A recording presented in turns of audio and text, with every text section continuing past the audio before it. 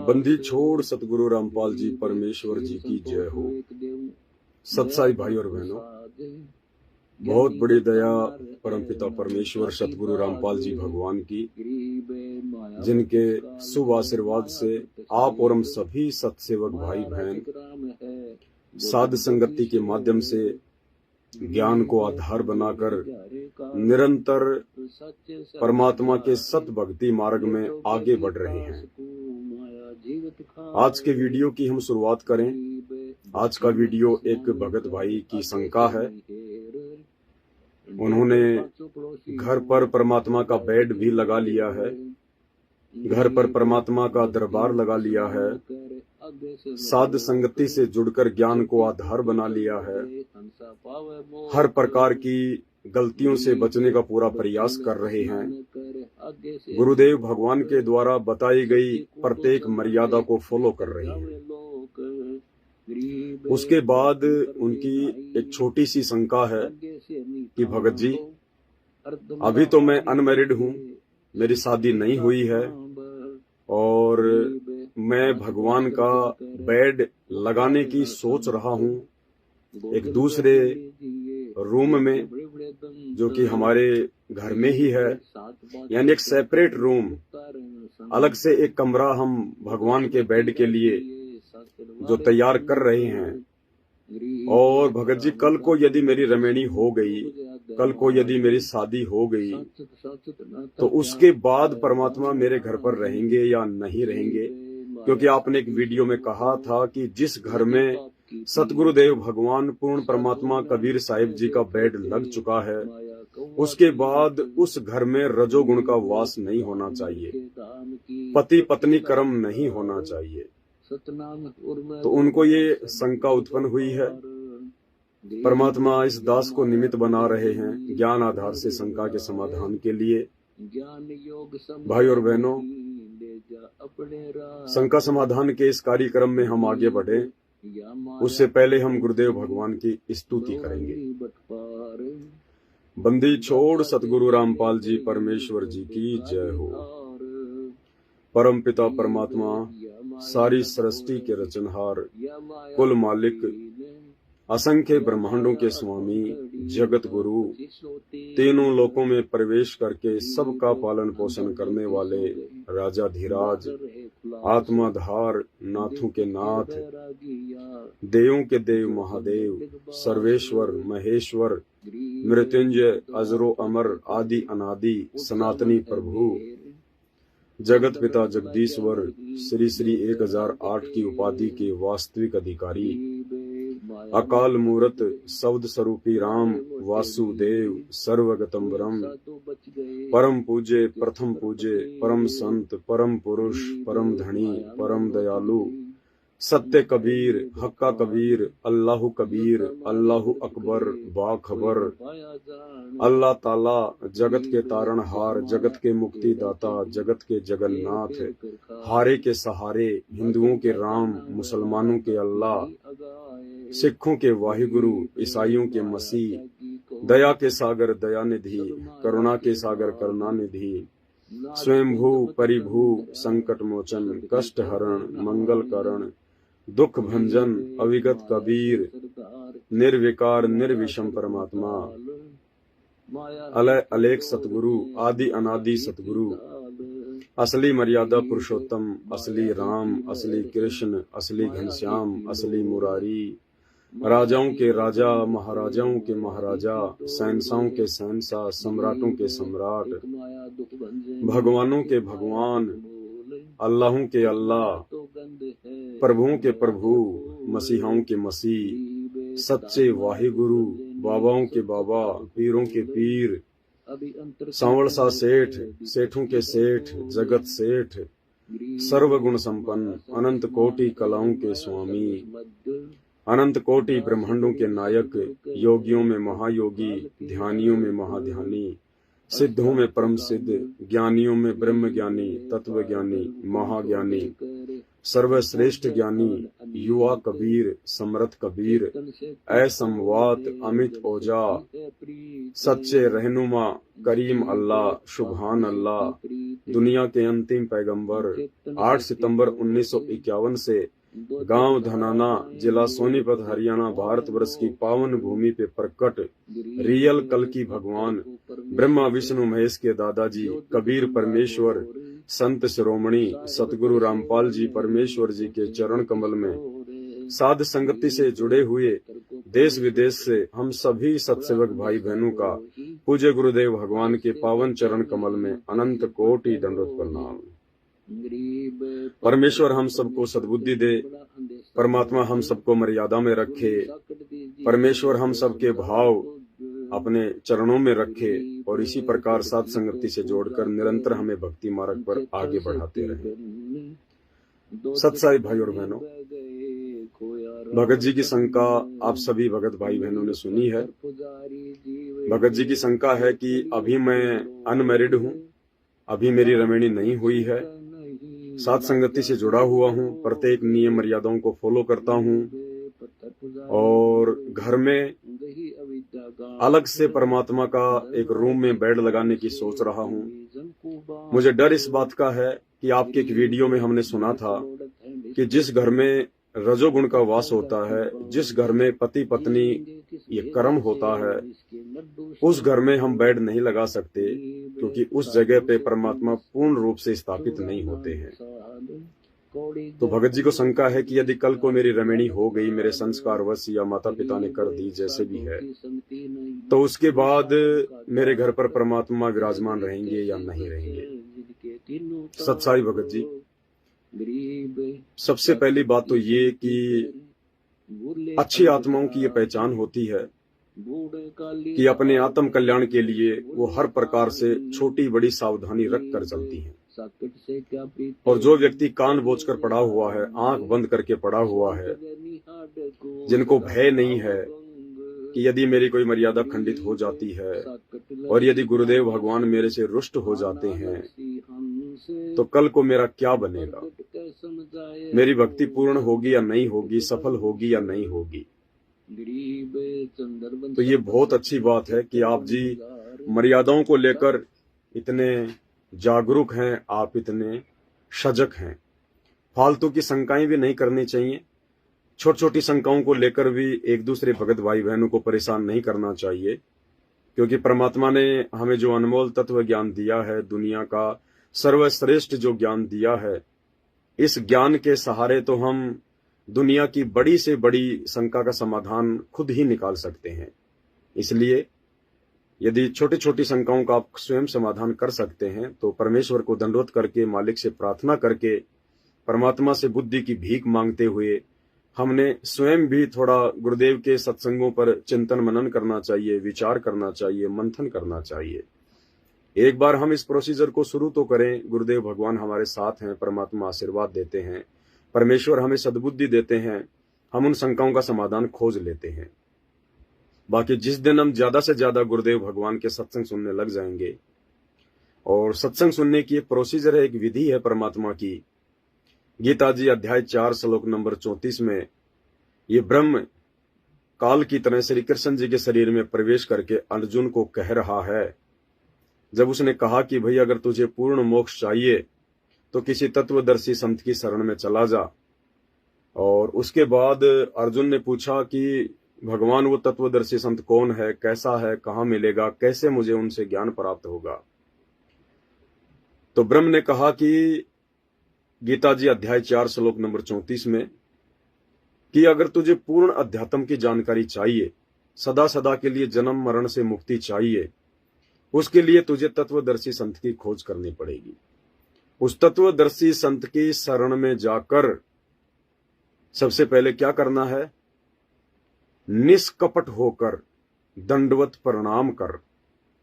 उसको दंडवत प्रणाम कर अपने मन से सभी विषय विकारों को, छल कपट को त्याग कर दे और उनसे तत्व ज्ञान का उपदेश प्राप्त करने की प्रार्थना कर। उसके बाद वो तत्वदर्शी संत, वो ज्ञानी महात्मा तुझे उस तत्व ज्ञान का उपदेश करेंगे। आप और हम सभी भगत भाई बहनों के लिए जो भाई बहन सतगुरु रामपाल जी भगवान से उपदेश प्राप्त हैं, उन सब के लिए ये गीता जी अध्याय 4 श्लोक नंबर 34 एक शिक्षा है, एक जानकारी परमात्मा ने हमें दी है। हर चीज को गुरुदेव भगवान समय अभाव के चलते खोल के नहीं समझा पाएंगे, इसलिए परमात्मा ने सात संगतियों की दया बख्शी है, रजा बख्शी है कि मेरे बच्चे मेरे द्वारा जानबूझकर छोड़े गए हल्के फुल्के संकेतों को साध संगति से जुड़कर क्लियर करेंगे। इससे परमात्मा भी प्रसन्न होंगे कि देखो मेरे बच्चे ज्ञान आधार से दृढ़ होते जा रहे हैं, मेरे द्वारा किए गए सत्संगों को आधार बनाकर संकेतों पर चर्चा कर रहे हैं, एक दूसरे भगत भाई बहनों को समझाकर भक्ति मार्ग पर आगे बढ़ रहे हैं। हमारा बाप बहुत ज्यादा प्रसन्न होता है, खुश होता है हमारी इस प्रकार की इन क्रियाओं को देखकर। तो गीता जी अध्याय 4 श्लोक 34 में परमात्मा ने हमें यही संकेत किया है, यही समझाया है कि जब भी हम अपने गुरुदेव भगवान के सत्संग सुनने के लिए बैठें तो हम सबसे पहले अपने गुरुदेव भगवान को दंडवत प्रणाम अवश्य करें। एक दंडवत प्रणाम अपने गुरुदेव को अवश्य करें।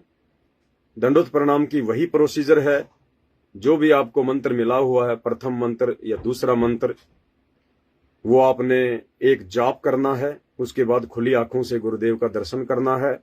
और यदि आप सत्संग सुनने के लिए बैठ रहे हैं तो परमेश्वर से ये अरदास करनी है कि हे गुरुदेव भगवान, हे परमात्मा, दास को सद्बुद्धि बख्शना परमात्मा, आपकी ये अनमोल तत्व ज्ञान युक्त सत्संग जिसको ब्रह्मा विष्णु महेश भी नहीं समझ पाए परमेश्वर, इस पृथ्वी की 7.5 अरब की जनसंख्या है परमात्मा, वो लोग भी आपके सत्संग नहीं समझ पा रहे हैं।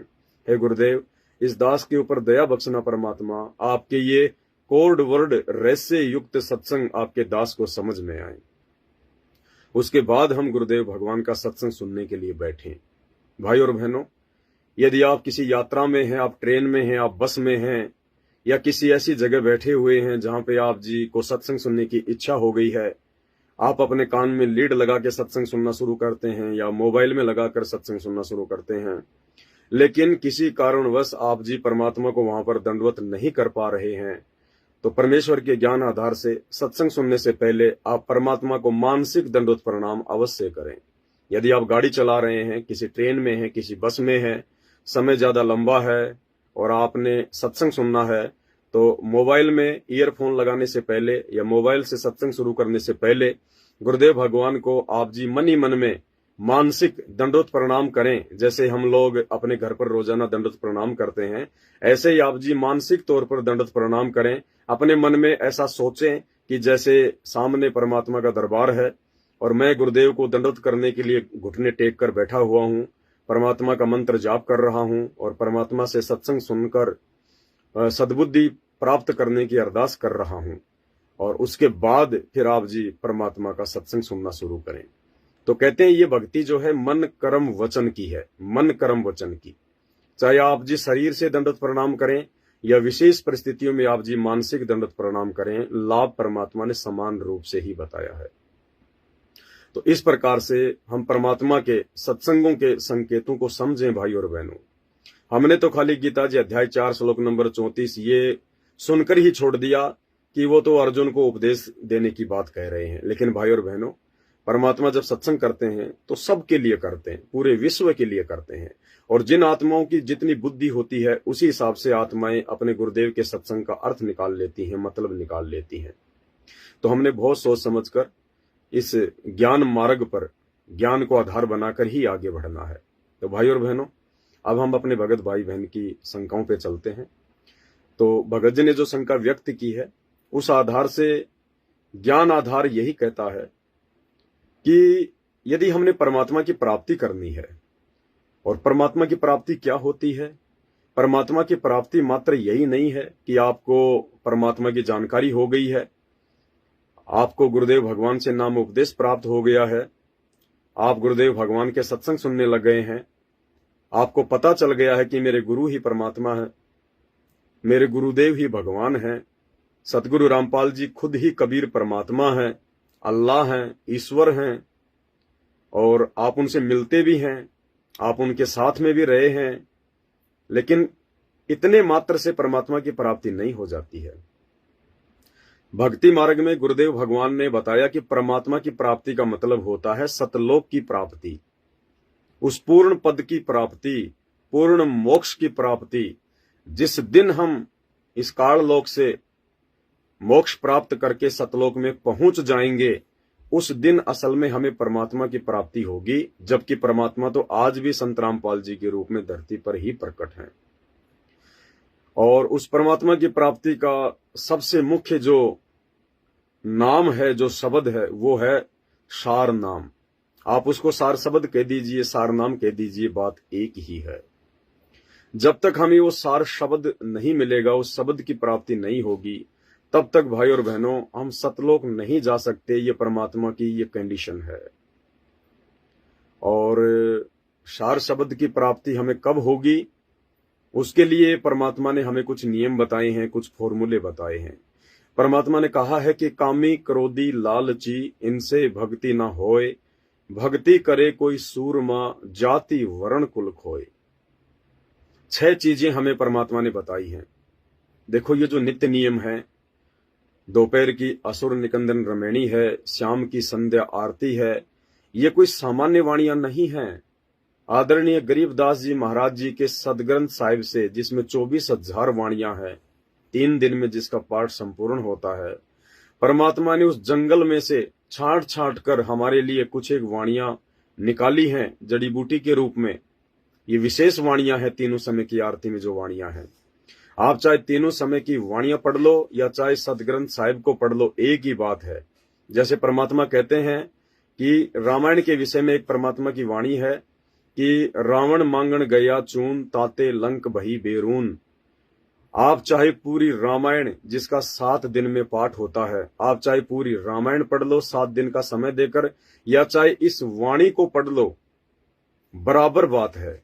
यदि आपको रामायण का ज्ञान है तो इस चौपाई को पढ़ते ही आपको संपूर्ण रामायण का लाभ मिल जाएगा। तो इसी प्रकार भाई और बहनों, पूर्ण सतगुरु, अधिकारी सतगुरु के मुख कमल से और उनके द्वारा लिख कर दिया गया जो नित्य नियम का जो पुस्तक है, जो गुटका है, उसमें 3 समय की जो आरतियां हैं, चाहे हम 3 समय की आरतियां ध्यान से कर लें, विधि विधान से कर लें, मर्यादाओं में रहकर कर लें, या चाहे 3 दिन का वो पाठ कर लें, वो पढ़ लें हम सदग्रंथ साहिब को, बराबर बात है। तो परमेश्वर ने इस वाणी में 6 नियम, जो मुख्य नियम है, जो मोटे मोटे नियम है, परमात्मा ने डाल दिए। क्या? कामी क्रोधी लालची, ये 3 बातें हो गई। इनसे भक्ति ना होए, और आगे 3 बात और कौन सी हैं? भक्ति करे कोई सूरमा जाति वर्ण कुल खोए। शुरू की जो 3 बातें हैं, कामी क्रोधी लालची, ये हमारे शरीर से संबंधित हैं। कामी यानी काम वासना, संभोग क्रिया, रजोगुण।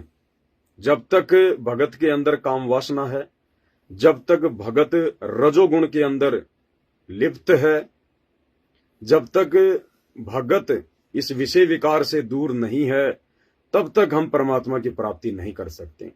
ये अलग बात है कि हम भक्ति कर रहे हैं, भक्ति पर लगे हुए हैं, लेकिन सतलोक की प्राप्ति, पूर्ण परमात्मा की प्राप्ति, पूर्णतया हमने इस रजोगुण से दूर होकर ही करनी होगी, अन्यथा हम परमात्मा की प्राप्ति नहीं कर सकते। क्योंकि ये काल के मुख्य षड्यंत्र हैं। ये 6 बातें जो इस वाणी में हैं, ये काल के मुख्य षड्यंत्र हैं। इन षड्यंत्रों को गुरुदेव के ज्ञान आधार से काटे बिना हम सतलोक की प्राप्ति नहीं कर सकते। हमें उस शब्द की प्राप्ति नहीं हो सकती, हमें सारनाम की प्राप्ति नहीं हो सकती, जब तक हम रजोगुण से दूर नहीं हो जाएंगे, जब तक हम विषय वासना से दूर नहीं हो जाएंगे, जब तक हम इस पति पत्नी वाले कुकर्म से दूर नहीं हो जाएंगे, तब तक हमें वो सार शब्द की प्राप्ति नहीं हो सकती। भले ही परमात्मा आपका मन रखने के लिए आपको सारनाम दे दे, सार शब्द दे दे, कोई भी मंत्र दे दे सारनाम के नाम पर, लेकिन असल में सतलोक की प्राप्ति तो परमात्मा की इन अमर वाणियों के अनुसार अपने आप को ढालने से ही होगी। क्योंकि भाई और बहनों, परमात्मा शुद्ध हृदय में निवास करता है, परमात्मा शुद्ध आत्मा में निवास करता है।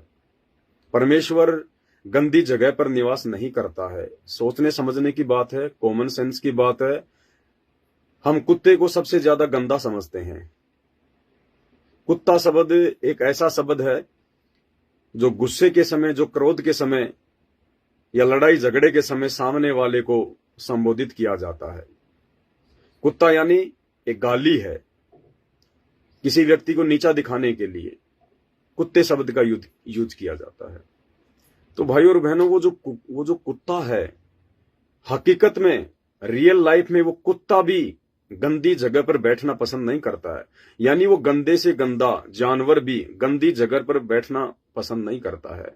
वो भी अपनी पूंछ से जगह को साफ करता है, उसके बाद वो बैठता है। तो भाई और बहनों, परमात्मा क्या चीज है? परमात्मा क्या वस्तु है? परमात्मा इस सृष्टि की सबसे सुंदर वस्तु है। परमात्मा इस सृष्टि की सबसे पाक और पवित्र चीज है। तो वो परमात्मा, वो अल्लाह, वो ईश्वर कैसे हमारे इस गंदे शरीर में बैठ जाएगा? कैसे हमारी इस मलिन आत्मा में बैठ जाएगा? नहीं बैठ सकता। बहुत सारी बातें भाई और बहनों, जब ज्ञान आधार से आगे बढ़ेंगे तब हमें पता चलेगा असल में सार नाम क्या है, असल में सार शब्द क्या है। असल में सार नाम आपका गुरु है। असल में सार शब्द आपका गुरु है। और सार शब्द की प्राप्ति क्या है? ये जो लोग आश्रमों में जा जाकर रोहतक में, धनाना में जो मूर्ख बन रहे हैं, इनको जो बुलाया जाता है 21-21 हजार रुपए के पाठ के लिए कि सार नाम लोग लेंगे, सार शब्द लोग लेंगे तो 21 हजार रुपए का पाठ करवाएंगे, चाहे वो नगद दें चाहे वो किस्तों में दें। ये सार नाम नहीं है, ये सार शब्द नहीं है, ये तो मीठी गोली है। असल में सार नाम आपका गुरु है। असली सार शब्द आपका गुरु है। क्योंकि आपके गुरु का आप और हमारी तरह शरीर नहीं है, हाड़ मांस का शरीर नहीं है। परमात्मा कहते हैं, हाड़ चाम लहू ना मेरे, कोई जाने सतनाम उपासी, तारण तरण अभय पददाता, मैं हूं कबीर अविनाशी। परमात्मा कहते हैं, जिन आत्माओं को जिस दिन ये बात समझ में आ गई कि आपका गुरु आपके जैसा दो कोड़ी का जीव नहीं है, इंसान नहीं है, मां के गर्भ से जन्म लेकर आया हुआ 21 ब्रह्मांड का सामान्य प्राणी नहीं है, वो तेज पुंज की देह है उनकी, नूरी अंग है उनके, उस दिन आप सार नाम के लायक बनेंगे, आप सार शब्द के लायक बनेंगे। और जिस दिन आपको इतना ज्ञान हो जाएगा, उस दिन आप अपनी जी जान लगा देंगे, तन मन धन से परमात्मा प्राप्ति के लिए आगे बढ़ेंगे।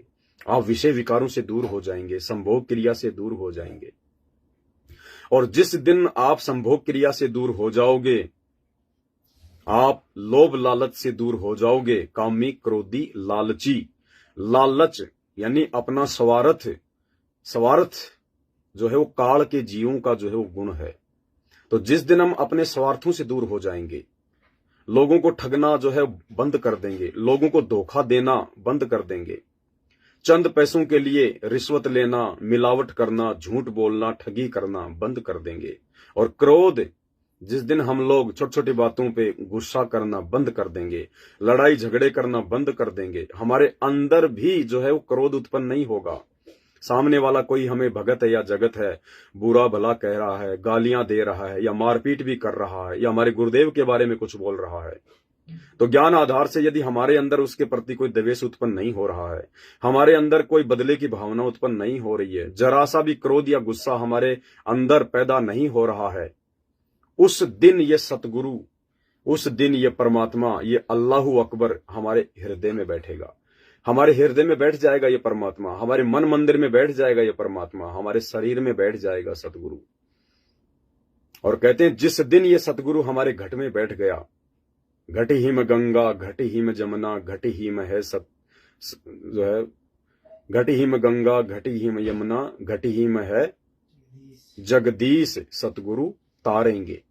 तो जिस दिन सतगुरु रामपाल जी भगवान को आपने इन समस्त विषय विकारों से, कुकर्मों से, काम क्रोध लालच से दूर हटकर ज्ञान को आधार बनाकर अपना तन मन धन कर्म मन कर्म वचन से सब कुछ इनके चरणों में न्योछावर करके आप इनके प्रति समर्पित हो जाओगे, उस दिन सतगुरु आपके घट में बैठ जाएंगे, आपके हृदय में समा जाएंगे परमात्मा।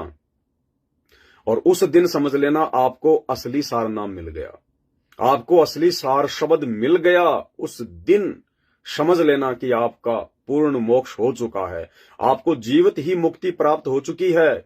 परमात्मा कहते हैं कि यो गुरु ज्ञान विज्ञान वाणी, जीवित ही जग में मरो। और आदरणीय गरीबदास जी महाराज जी ने कहा है कि एक वाणी है उनकी कि जीवित मरने के ऊपर, दास को ध्यान नहीं आ रही है, उस वाणी के अनुसार जिस दिन हम अपने गुरुदेव भगवान को अपने हृदय में बैठा लेंगे, उस दिन समझ लेना हमें सार नाम मिल गया, हमें सार शब्द की जो है वो प्राप्ति हो गई है। और फिर वो परमात्मा की अमर वाणी क्या कहती है, जो परमेश्वर हमें बार बार बताते हैं, नित्य नियम में बताते हैं, अन्य जगहों पर सत्संगों में परमात्मा हमें बताते हैं। क्या कहते हैं परमात्मा? वो वाणी परमेश्वर की, दास को ध्यान नहीं आ रही परमेश्वर की वाणी, परमात्मा दया करें।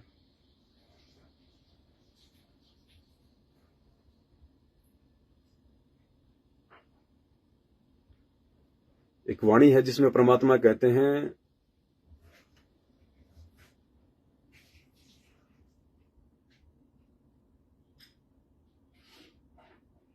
हाँ, परमेश्वर कहते हैं, गुरु भगता मम आत्म सोई और वाके हृदय रहूं समोई। वो कबीर परमात्मा क्या कहते हैं कि गुरु भगता मम आत्म सोई, कि जो आत्मा अपने गुरुजी की भगत है, जो आत्मा अपने गुरुजी पर न्यौछावर हो चुकी है, समर्पित हो चुकी है, जिसने अपना सब कुछ अपने गुरुजी को समर्पित कर दिया है, गुरु भगता मम आत्म सोई। कबीर परमेश्वर क्या कह रहे हैं? हालांकि वो कबीर भगवान भी सतगुरु रामपाल जी स्वयं ही हैं, लेकिन आप और हम आत्माओं के भक्ति पर भाव बनाने के लिए अपने आप को वो थोड़ा सा साइड में रखते हुए हम समझा रहे हैं कि वो कबीर भगवान क्या कह रहा है, कब हम उस कबीर भगवान को प्राप्त करेंगे, कैसे हम उस कबीर भगवान के दिल में जगह बनाएंगे, कैसे हमारा मोक्ष होगा। तो उस कबीर भगवान ने क्या बताया? गुरु भगता यानी गुरु जी का भगत मम आत्म सोई, मेरी असली आत्मा है।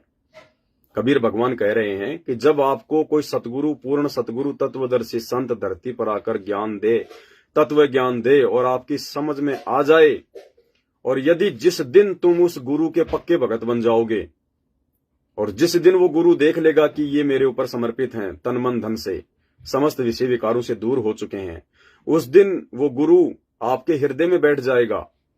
तो वाणी क्या कहती है? गुरु भगता मम आत्म सोई, जो गुरु जी का भगत है वो मेरी असली आत्मा है, और वाके हृदय में रहूं समोई। कबीर जी कह रहे हैं कि उसी भगत के हृदय में मैं विराजमान होऊंगा, मैं प्रकट होऊंगा, जो अपने गुरु जी का पक्का भगत होगा। और गुरु जी का पक्का भगत कौन होगा? जो गुरु जी के प्रत्येक नियम पर, प्रत्येक सत्संग रूपी वचनों पर चलेगा, भले शीश क्यों ना कटवाना पड़ जाए, चाहे बेइज्जती हो, चाहे कुछ भी हो। फिर मालिक क्या कहते हैं? जाति वर्ण कुल खोए, कामी क्रोधी लालची, इनसे भक्ति न होए, भक्ति करे कोई सूरमा, जाति वर्ण कुल खोए। सबसे पहले तो काम, क्रोध, लोभ, लालच से दूर होना पड़ेगा। उसके बाद जाति वर्ण कुल, यानी ये जो संसार है, ये जो समाज है, ये जो रिश्तेदारियां हैं, ये जो परिवार हैं, आड़ोसी पड़ोसी हैं, यार दोस्त हैं, इनकी लोकलाज, इन सब से हमने दूर हटना पड़ेगा। जाति और ये धर्म से हमने दूर हटना पड़ेगा। जीव हमारी जाति है, मानव धर्म हमारा, हिंदू मुस्लिम सिख ईसाई धर्म नहीं कोई न्यारा।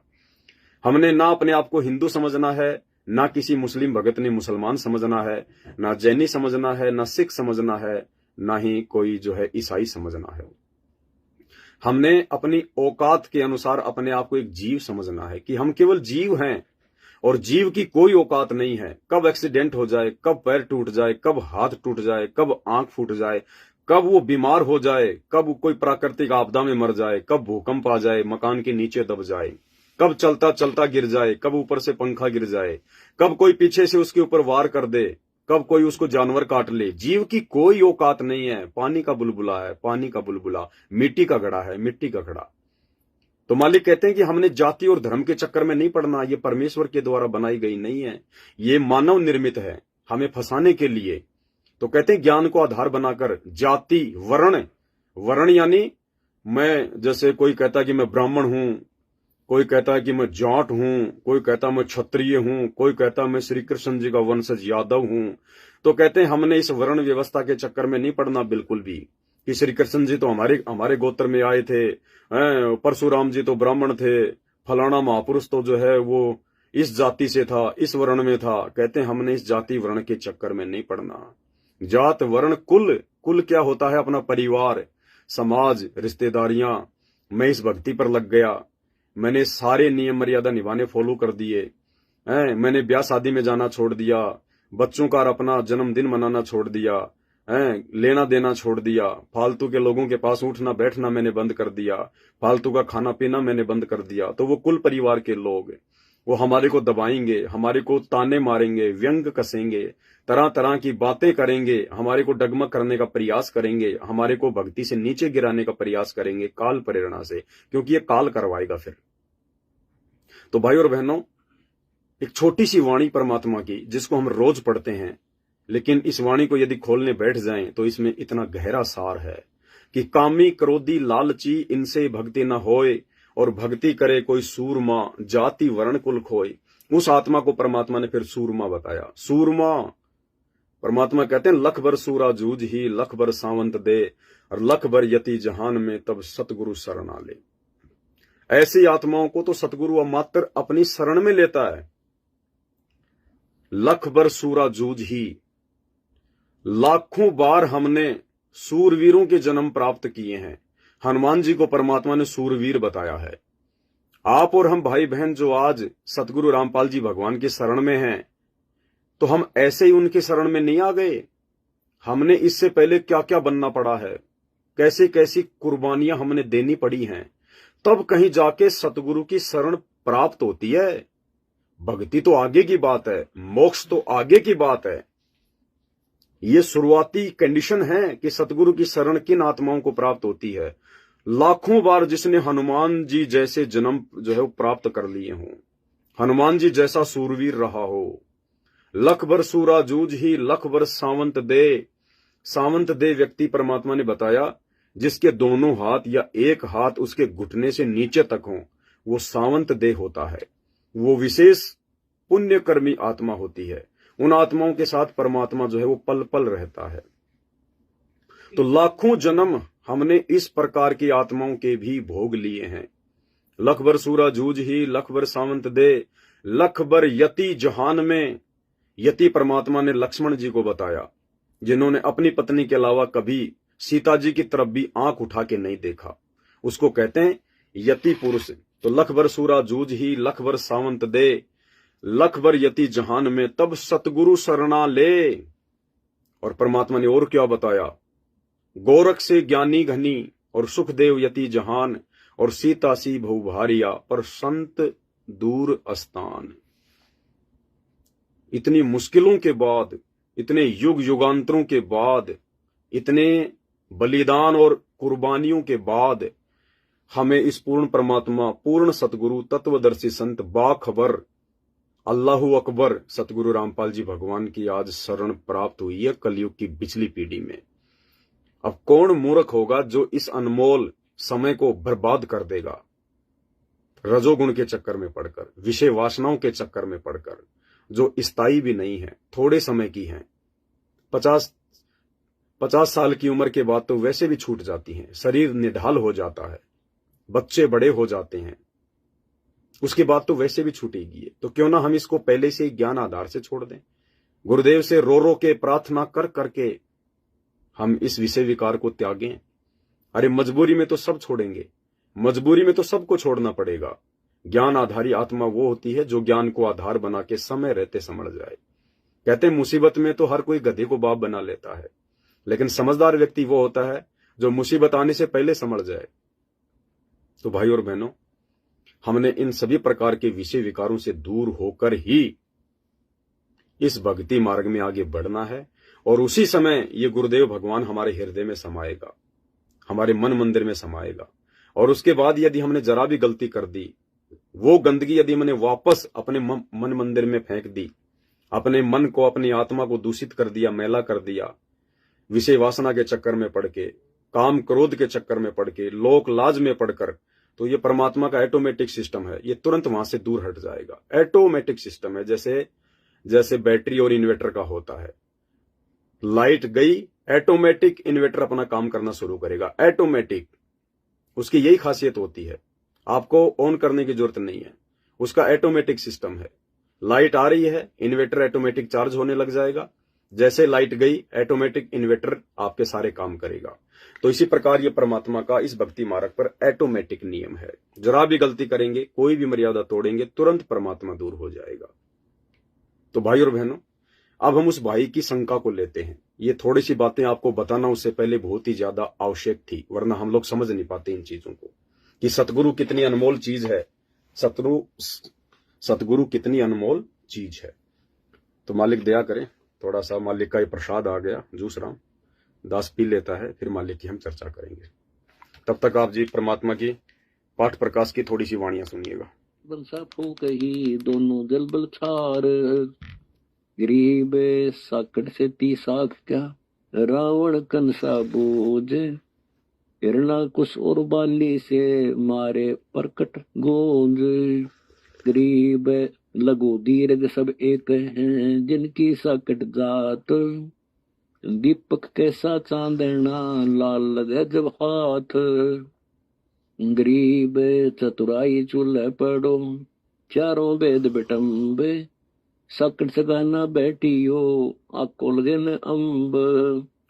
गरीब साकट चारों वेद हैं, साकट द्वादश पंथ, साकट पंडित पीर हैं, यही यम के दंत।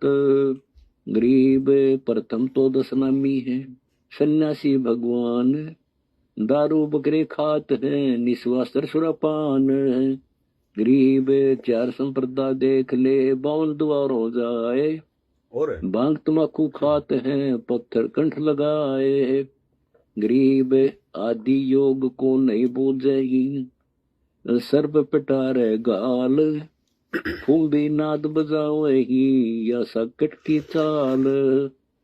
गरीब क्या ये संतों के पंथ हैं, जिन टुकड़े पानी की चाह है, जिन ये पंथ चलाइया, वे तो अगम अथाह है। गरीब गुरु गलतियों होते हैं, नानक जय पंथ, फिट जननी तिस संत की, जो साकट शिष करंत। गरीब पंडित साकट कौन विधि, इसका निर्णय दे है, तेरा मेंजी मत फेरे, तू कंठी मत ले। गरीब पंडित साकट कौन विधि, इसका निर्णय दे है, सुतक संचा खाते हैं, जिनके मुंडा खे। गरीब पंडित साकट कौन विधि, इसका को बयान, चौके कुत्ता जा बैठा, सो तो हुआ अपान। गरीब पंडित साकट कौन विधि, इसका को बयान, कुबद्दी कुटिल है कुकरी, सुतक पतक खान। मालिक का प्रसाद। गरीब कहाँ गोड कहाँ गोड, गायत्री जाप, साख बड़ों की सौद कर, बांधे मोटे पाप। गरीब मालिक की महिमा करेंगे तो ऐसे दया करते परमात्मा। तुलसी डाल जरोड़, बोले भक्ति भगवंत की, रे पत्थर से शर फोड़। गरीब द्वादश तिलक बनाए कर, ये नाचे घर घर बार, कनक जनेऊ काटिया, ससरे दास तबार। गरीब तुलसी तोड़े खून है, पत्थर गांठ न बांध, साकट को सूझे नहीं, यम को रखा फांद। गरीब निंदा नहीं निराठ है, सतगुरु साहिदार, वचन हमारा मानियो, चारों वेद विचार। गरीब मुसलमान को अबख्श सूर है, और हिंदू को गाय, सतगुरु साहिदार है, पापी जमपुर जाए। गरीब जीवन जो करता है, आम का जूस है, जाए, सतगुरु साहिदार है। कभी परमात्मा को केले राम का भोग लगता है जूस का, कभी आम का लगता है, कभी अनार का लगता है, कभी मौसमी का लगता है। भूत उसके बाद हम नीचों को मिल जाता है थोड़ा बहुत। गरीब पंडित पाडा कीजिए, और बनखंड का रोज, सतगुरु साहिदार है, भूला निर्गुण खोजे। गरीब पंडित की जय बोकड़ा, निस्वासर अरडाए, जन्म पूर्व लायो, लख्या विद्या छाणी। तो भाई और बहनों, अब हम उस शंका पर चलते हैं जो हमारे भगत भाई ने जाहिर की थी। शंका दास आपको उनकी एक बार सुना देता है दोबारा से। सत्साह्य भगत जी आपने लाइव वीडियो में बताया कि जिन जिन भगत भाई बहनों ने परमात्मा के लिए बेड लगा लिया है, वह भगत भाई बहन विषय वासना पति पत्नी कर्म से दूर है। दास को एक शंका है कि परमात्मा के दया से दास ने परमात्मा के लिए अलग रूम बनवाया है और परमात्मा के लिए दास बेड भी लगाना चाहता है, तो अभी दास की रमणी नहीं हुई है, तो वासना भी नहीं है, अर्थात संभोग क्रिया नहीं है। लेकिन यदि परमात्मा की मर्जी से रमणी हो गई, तो उस समय यदि हम या कोई भी भगत भाई बहन इस परिस्थिति में यदि पति पत्नी कर्म को करेंगे, तो क्या उनकी मर्यादा टूटेगी? क्या इससे गुरुदेव भगवान नाराज होंगे? क्योंकि सभी के संस्कार अलग अलग होते हैं और उसी आधार से हर बुराई छूटती है। परमात्मा की दया से शंका समाधान करें। सत्साई भगत जी देखो, एक होता है जब हम नाम दीक्षा लेते हैं परमात्मा से शुरुआत में, तो गुरुदेव भगवान की तरफ से आदेश होता है कि आप सभी ने अपने घर पर एक सुरक्षित जगह पर, किसी अलमारी में या मकान के किसी भी हिस्से में या किसी टेबल पर, साफ सुथरी जगह पर, और जिस कमरे में आप परमात्मा का दरबार लगाओ, उस दरबार में किसी भी साधु संत महात्मा की या आपके पूर्वजों की या आपके बाल बच्चों की, रिश्तेदारों की कोई फोटो वगैरह नहीं होनी चाहिए। बहुत सारे भगत भाई बहन हैं जो ज्ञान को समझ नहीं पाते। कोई आर्मी से रिटायरमेंट है, या कोई पहले कोई फोटो स्टूडियो का काम करता था, या पहले जिनको फोटोएं वगैरह घर में रखने का शौक था, वो क्या करेंगे, अपनी वो आर्मी वाली फोटो लगाएंगे वहां पे हैं। कोई अपनी तलवार टांग के रखेगा, कोई अपनी जो है आर्मी से लाई हुई बंदूक को टांग के रखेगा हैं। कोई अपनी रेजिमेंट की फोटो अपने जो है आर्मी वाले साथियों के साथ में जो ग्रुप फोटो होती है उसको लगा के रखेगा। कोई अपने बच्चों की फोटो को लगा के रखेगा। कोई अपनी पति पत्नी की आपस की फोटो को लगा के रखेगा। उसने उसके कंधे पे हाथ रखा, उसने उसके कंधे पे हाथ रखा हुआ है। तो नाम दीक्षा लेने के बाद में हमने, जहां भी हम परमात्मा का दरबार लगाते हैं, हमने किसी की भी फोटो नहीं रखनी है। हमारी आस्था केवल अपने गुरुदेव भगवान में होनी चाहिए। बाल बच्चों का क्या सिस्टम है क्या नहीं है, परमात्मा ने हमें बता दिया है। ये बाल बच्चे हमारे नहीं हैं, ये हमारे संस्कार वश परमात्मा ने हमें जिम्मेदारी दी है इनके पालन पोषण की। इनसे विशेष लाड प्यार करने की जिम्मेदारी नहीं दी परमात्मा ने। इनकी मोह ममता के चक्कर में फंसकर यहीं पे जन्म और मरण के चक्कर में फंसे रहने के लिए नहीं दिए परमात्मा ने। ये भगवान की आत्माएं हैं, ये हमारे बेटा बेटी नहीं हैं। हम बेटा बेटी पैदा नहीं कर सकते, हम आत्माएं पैदा नहीं कर सकते, आत्मा परमात्मा पैदा करता है। हम युगों युगों से काल के लोक में फंसे हुए हैं, हमारे संस्कार एक दूसरे के साथ में उलझे हुए हैं। और अभी ये जो लास्ट इसार जेल से जो ऑडियो आई है, विशेष संदेश नंबर 30 या 31 नंबर की लास्ट, इसमें परमात्मा ने बताया है कि आपके जो बेटा बेटी हैं ये आपके शत्रु हैं, ये आपके दुश्मन हैं, ये आपके ऋण संबंधी हैं, ये आपसे लेने आए हैं, ये अपना जो कर्जा है वो चुकती करने आए हैं। जिसका आपने पिछले जन्म में जवाई बनकर दहेज लिया था, आज वो आपका वो ससुर, वो पिछले जन्म का आज आपके घर में बेटा बन के आया है। या तो जन्म लेते ही वो बीमार होकर हॉस्पिटल में एडमिट होकर 50,000 रुपए खा जाएगा, या फिर वो बड़ा होकर कुसंगति में जो है वो पढ़कर आपके पैसे दारू में, शराब में, उल्टे काम धंधों में बर्बाद करेगा। उल्टे काम करेगा, मुकदमा लगेगा, जेल में जाएगा, फिर उसकी जमानत करवाओ, लाखों रुपए बर्बाद करो। या बाप कमा रहा है, बेटा यार दोस्तों के साथ में उड़ा रहा है।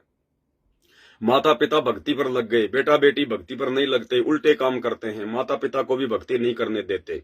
रोजाना उनकी शिकायतें आती है, माँ बाप को चिंता होती है, तो वो हमारी भक्ति बर्बाद कर रहे हैं। ये हमारे दुश्मन हैं, क्योंकि हमारे और इनके संस्कार पिछले जन्म के बहुत ज्यादा उलझे हुए हैं। भाई और बहनों, काल हमें बहुत ज्यादा जो है मतलब भ्रमणा में रखता है।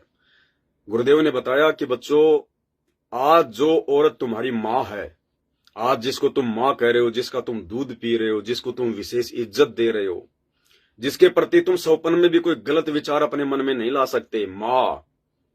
और गुरुदेव ने बताया कि बेटा हकीकत यह है कि वो तेरी माँ, जो आज तेरी माँ है, ना जाने इस काल ने कितने जन्म उस तेरी माँ को तेरी जो है पत्नी बना दिया। कितने जन्मों में वही तेरी माँ जो आज तेरी माँ है, वो आत्मा कितने जन्मों में तेरी वो पत्नी रही है। तूने उसके साथ में कितनी बार संभोग किया है, कितनी बार तेरे और उस तेरी माँ के पिछले जन्मों के ऐसे संस्कार रहे हैं। तूने अपनी माँ का ही बलात्कार किया है, यानी उस आत्मा का तूने पिछले जन्मों में बलात्कार किया है। तूने कितने जन्मों में उसके साथ में मारा पीटी की है, कितने जन्मों में वो तेरी माँ, वो तेरा बाप रह चुकी है, वो तेरी पत्नी रह चुकी है। पता नहीं कितने भाई और बहनों, आज जो हमारी बहन है, ना जाने कितने जन्म इस काल ने उसको हमारी जो है पत्नी बना के रखा। ये काल का भयंकर षड्यंत्र है। और हम क्या करते हैं, बस समझदार को संकेत ही काफी होता है भाई और बहनों। हमने इन रिश्ते नातों में मोह ममता पैदा नहीं करनी है। ये रिश्ते नाते काल ने हमें उलझाने के लिए दिए हैं, हमें फंसाने के लिए दिए हैं कि तुम इन्हीं में फंसते रहो, बिना ज्ञान बिना भक्ति के लेन देन करते रहो, मोह ममता में फंसते रहो, और अगले जन्मों में फिर तुम्हारे ऋण संबंध बन जाएंगे। फिर इन आत्माओं को किसी को बाप बना देगा, किसी को बेटा बना देगा, किसी को रिश्तेदार बना देगा। वो पैसा ले लेगा, समय पर देगा नहीं, मानसिक टेंशन देगा, ज्यादा बात हो जाएगी तो लड़ाई झगड़ा हो जाएगा, एक दूसरा मर जाएगा, मुकदमा हो जाएगा, जेल चले जाएंगे। इस प्रकार से काल ने आज हमारे घर में जो भी माता पिता, भाई बहन, पत्नी, बेटा बेटी जितने भी हैं, और उसके अलावा हमारे जितने भी रिश्तेदार हैं, चाचा फूफा मामा ताऊ नाना जीजा, ये सब के सब हमारे पिछले जन्मों के दुश्मन हैं, ये ऋण संबंधी हैं। इसलिए परमात्मा कहते हैं कि अगर सतलोक जाना है तो बेटा जाति वर्ण कुल खोए, तूने इन सभी परंपराओं से, प्रथाओं से पीछे हटना पड़ेगा, लेन देन से पीछे हटना पड़ेगा। और ये लेन देन केवल परमात्मा समाप्त करवाएगा, परमात्मा की भक्ति से समाप्त होंगे। अब ये लेन देन तो वैसे हमारे लिए बहुत भयंकर होने वाले थे। अगर हम सतगुरु रामपाल जी भगवान की वर्तमान में शरण में ना हो, तो जो हमारे बेटा बेटी माँ बाप आज भक्ति पर लगे हुए हैं, हमें बहुत अच्छे वो भगत दिखाई दे रहे हैं, यही बेटा बेटी माँ बाप, वो पत्नी, वो बेटा बेटी हमारे दुश्मन होते, दुश्मन बिना ज्ञान के।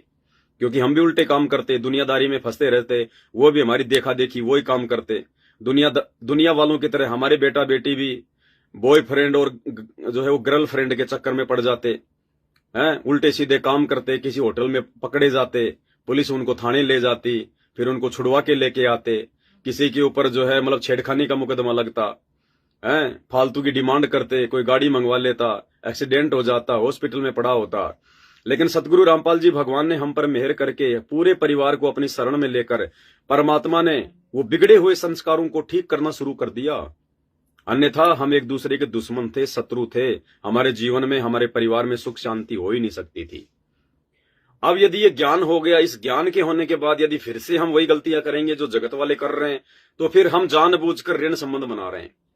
माता बहन बुआ घर पे आती है, दुनिया भर का पैसा देते हैं, जाते समय 100 200 500 रुपए, 2-4 जोड़ी कपड़े दे दिए, एक जोड़ी भी नहीं देनी, 1 रुपया भी नहीं देना। बहन बेटी बुआ आराम से आओ, प्यार से रखो, 2 दिन रहो 4 दिन रहो, कोई बात नहीं, घर में भगवान का उसको सत्संग सुनाओ, बढ़िया उसको खाना खिलाओ, बढ़िया उसको इज्जत दो। जाते समय कुछ नहीं देना, कुछ नहीं देना, ये लेन देन हमने समाप्त करना पड़ेगा। तो भाई और बहनों, इस प्रकार से ये हमारे ये शत्रु हैं, ये मीठे शत्रु हैं, ये जो आज हमें अपने बेटा बेटी लग रहे हैं, ये हमारे मीठे शत्रु हैं। घर में कोई बेटा पैदा हुआ, कोई पोती पैदा हुई, कोई पोता पैदा हुआ, बहुत बहुत सुंदर है, गोल मटोल है, उसका गोरा जो है उसका रंग है, उस बच्चे को सब खिलाएंगे, रिश्तेदारी में जाएंगे तो सब उसको प्यार करेंगे, कितना सुंदर बच्चा, कितना सुंदर बच्चा है, माता पिता दादा दादी 24 घंटे उसको चूमेंगे, उसको देखे बिना रह नहीं सकते। और भाई और बहनों, वो बच्चा, परमात्मा ने बताया कि ऐसा ही एक बच्चा था, एक बहन अपनी माँ के घर पे आई हुई थी, अपने बच्चे को भी लेके आई हुई थी, बच्चा इतना ही वो सुंदर था, सब उसको प्यार करते थे, लाड प्यार करते थे। वो माँ बेटी आपस में बात करने लग गई, बच्चा खेलता खेलता उस मकान से बाहर चला गया, और बाहर एक पंखा चल रहा था, पंखे के तार जो है नंगे थे, वो पलक में लग रहे थे। अब छोटा बच्चा था, वो घुटने के बल जाता जाता और उसने वो पलक से वो तार खींचकर अपने मुंह में ले लिया, बच्चा मर गया। 1 घंटे बाद माँ बेटी दोनों बात करके बाहर निकली तो देखा बच्चा मरा हुआ है। अब वो बच्चा उनको दुख दे गया, वो बच्चा उनको परेशानी दे गया। उस बच्चे के दुख में क्या पता उस माँ को सदमा आ जाए, उस दादी को सदमा आ जाए, उसकी माँ पागल हो जाए, बेहोश हो जाए कि मेरा एक ही बच्चा था वो मर गया। तो दे गया दुख, दे गया परेशानी। वो बच्चा अपना बदला पूरा कर गया, वो आपको दुख दे गया, परेशानी दे गया, आपको हॉस्पिटल में एडमिट करवा गया मरते मरते, क्योंकि आपने भी पिछले जन्म में उसके साथ में इसी प्रकार की कुछ घटनाएं की हुई है। तो भाई और बहनों, यहां कोई सुंदर नहीं है, कोई अच्छा नहीं है, कोई गोल मटोल नहीं है। अगर आज इस गोल मटोल के चक्कर में, सुंदरता के चक्कर में बाहर नहीं निकले, विशेष मोह ममता से बाहर नहीं निकले, तो अगले जन्म में ये काल हमें ऋण संबंधों में बांध के गोल मटोल बना देगा। गोल मटोल, बिना पैंदे की लोटे की तरह घूमते रहेंगे, डोलते रहेंगे, फिर यहीं 84 में चक्कर काटते हुए। तो इस प्रकार से हमने इन रिश्ते नातों को भी जो है डाउन करना है। और घर पे जहां परमात्मा का हम दरबार लगाएंगे, वहां पे हमने अपने बेटा बेटियों की, हमारे पोता पोतियों की, या अपने बच्चों की बचपन की फोटोएं, ये भी काल का बहुत बड़ा एक षड्यंत्र है। जिन जिन भाई बहनों के मोबाइल में अपने बेटा बेटियों की, उनकी बचपन की फोटोएं हैं, जिनको कभी कभार वो देख लेते हैं कि देखो तू पहले तू कितना सुंदर था, तू कितना छोटा था, मैं तेरे को नहला रहा था, देख तू हंस रहा था। भाई और बहनों, ये काल का षड्यंत्र है। ये काल हमारे को चार्ज करता है। गुरुजी हमें मोह ममता से दूर करना चाहते हैं ज्ञान देकर। काल हमें वो मोबाइल में, वो एल्बम में वो फोटोएं दिखा दिखा के, किसी भगत भाई बहन की शादी की फोटो, अरे लाओ आज तो वो एल्बम देखेंगे तुम्हारी शादी का। अरे देखो ये मामा जी, अब तो मर गए मामा जी, देखो पहले ये मामा जी कितने हट्टे कट्टे थे। अरे ये देखो बुआ की लड़की, हाँ आजकल तो अमेरिका रह रही है। और ये देख रहे, ये देख रहे, अरे लोकेंद्र देख तू पहले छोटा सा था। अरे अंशिका, अरे देख तू पहले, देख पहले तू कैसे रोया करती थी, हैं तेरे को ये पुचकार रहा है। भाई और बहनों, ये सारा का सारा काल का षड्यंत्र है। अंशिका बहन जी, अब सारी मोबाइल में जो तेरी फोटोएं हैं मैं डिलीट करूंगा लाइव आने के बाद में। दीपक भगत जी की भी फोटो है, वो भी मैं डिलीट करूंगा सबकी। तो ये भी काल का भयंकर षड्यंत्र है भाई और बहनों, बहुत भयंकर षड्यंत्र है ये। परमात्मा हमें इन चीजों को भुलाना चाहते हैं, और ये काल हमें उन चीजों के माध्यम से रिचार्ज करता है, वापस मोह ममता हमारे अंदर भरेगा। तो ये भी काल का भयंकर षड्यंत्र है।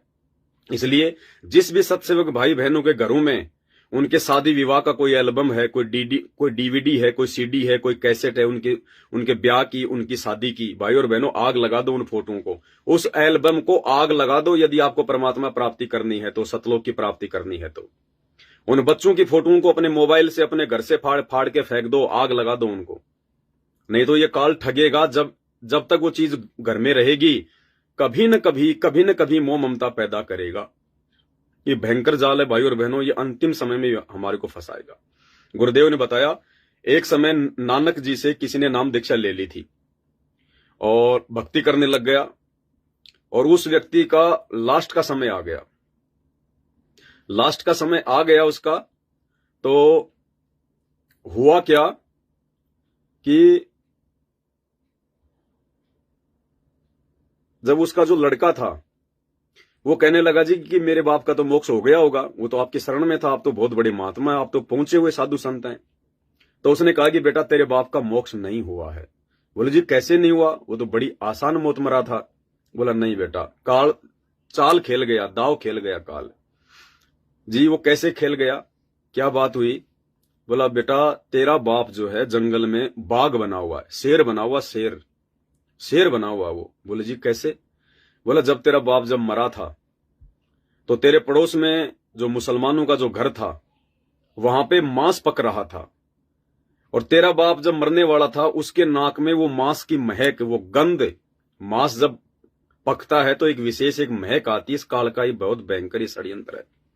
बोला वो महक, वो गंध तेरे बाप की तरफ आ रही थी, जैसे कोई दूसरे घर में हलवा बनाता है तो पड़ोस में उसकी महक जाती है, ऐसे वो भाई उधर मांस पका रहे थे और उधर वो महक उसके अंदर आ रही थी, उसके नाक में आ रही थी।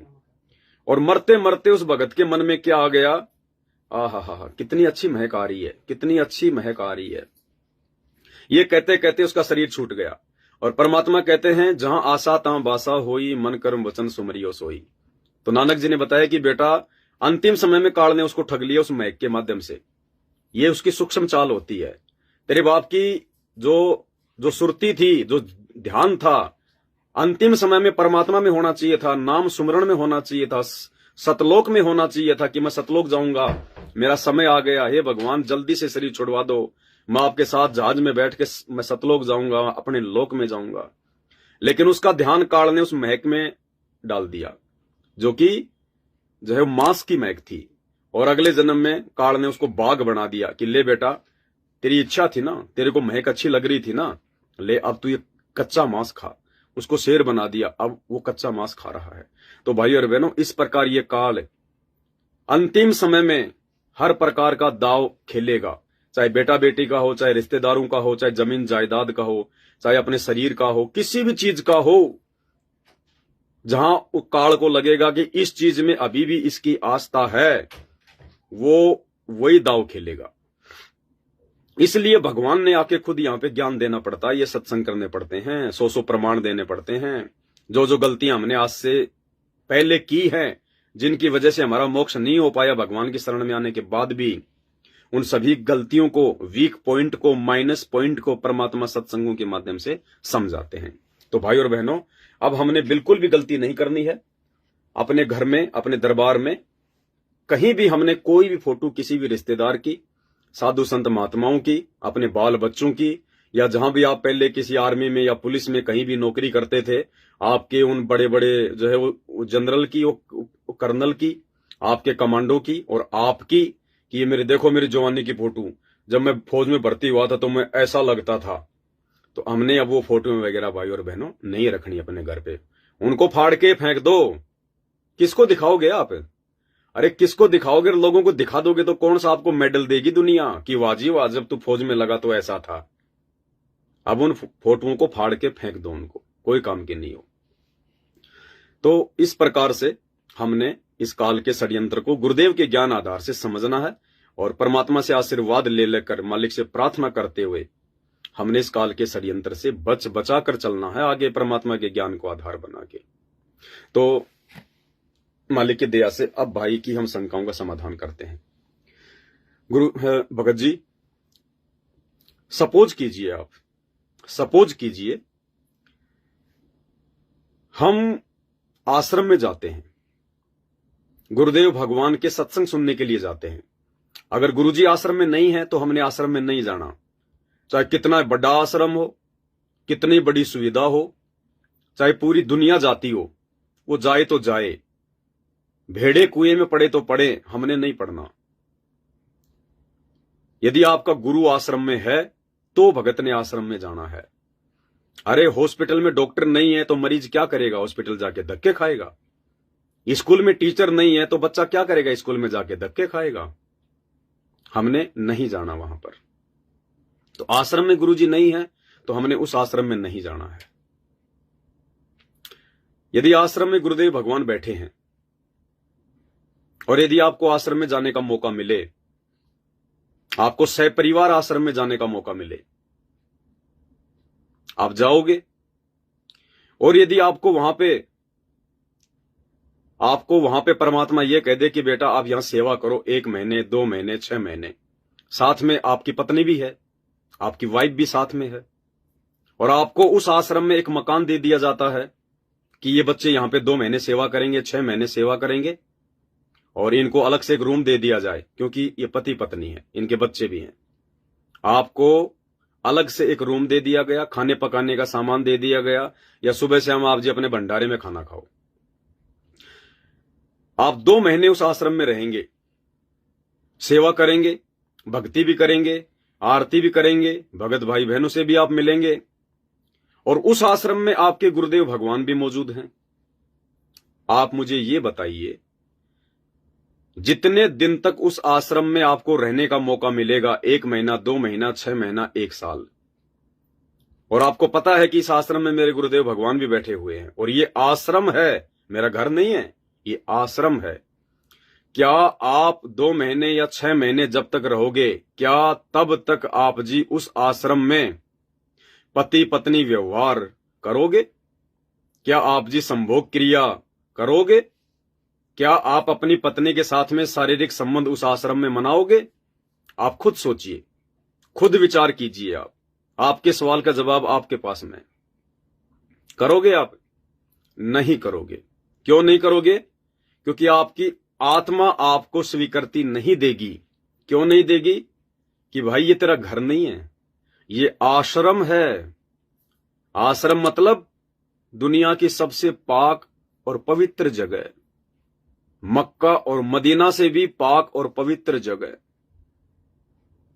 क्योंकि मक्का मदीना में तो शैतान बैठा है।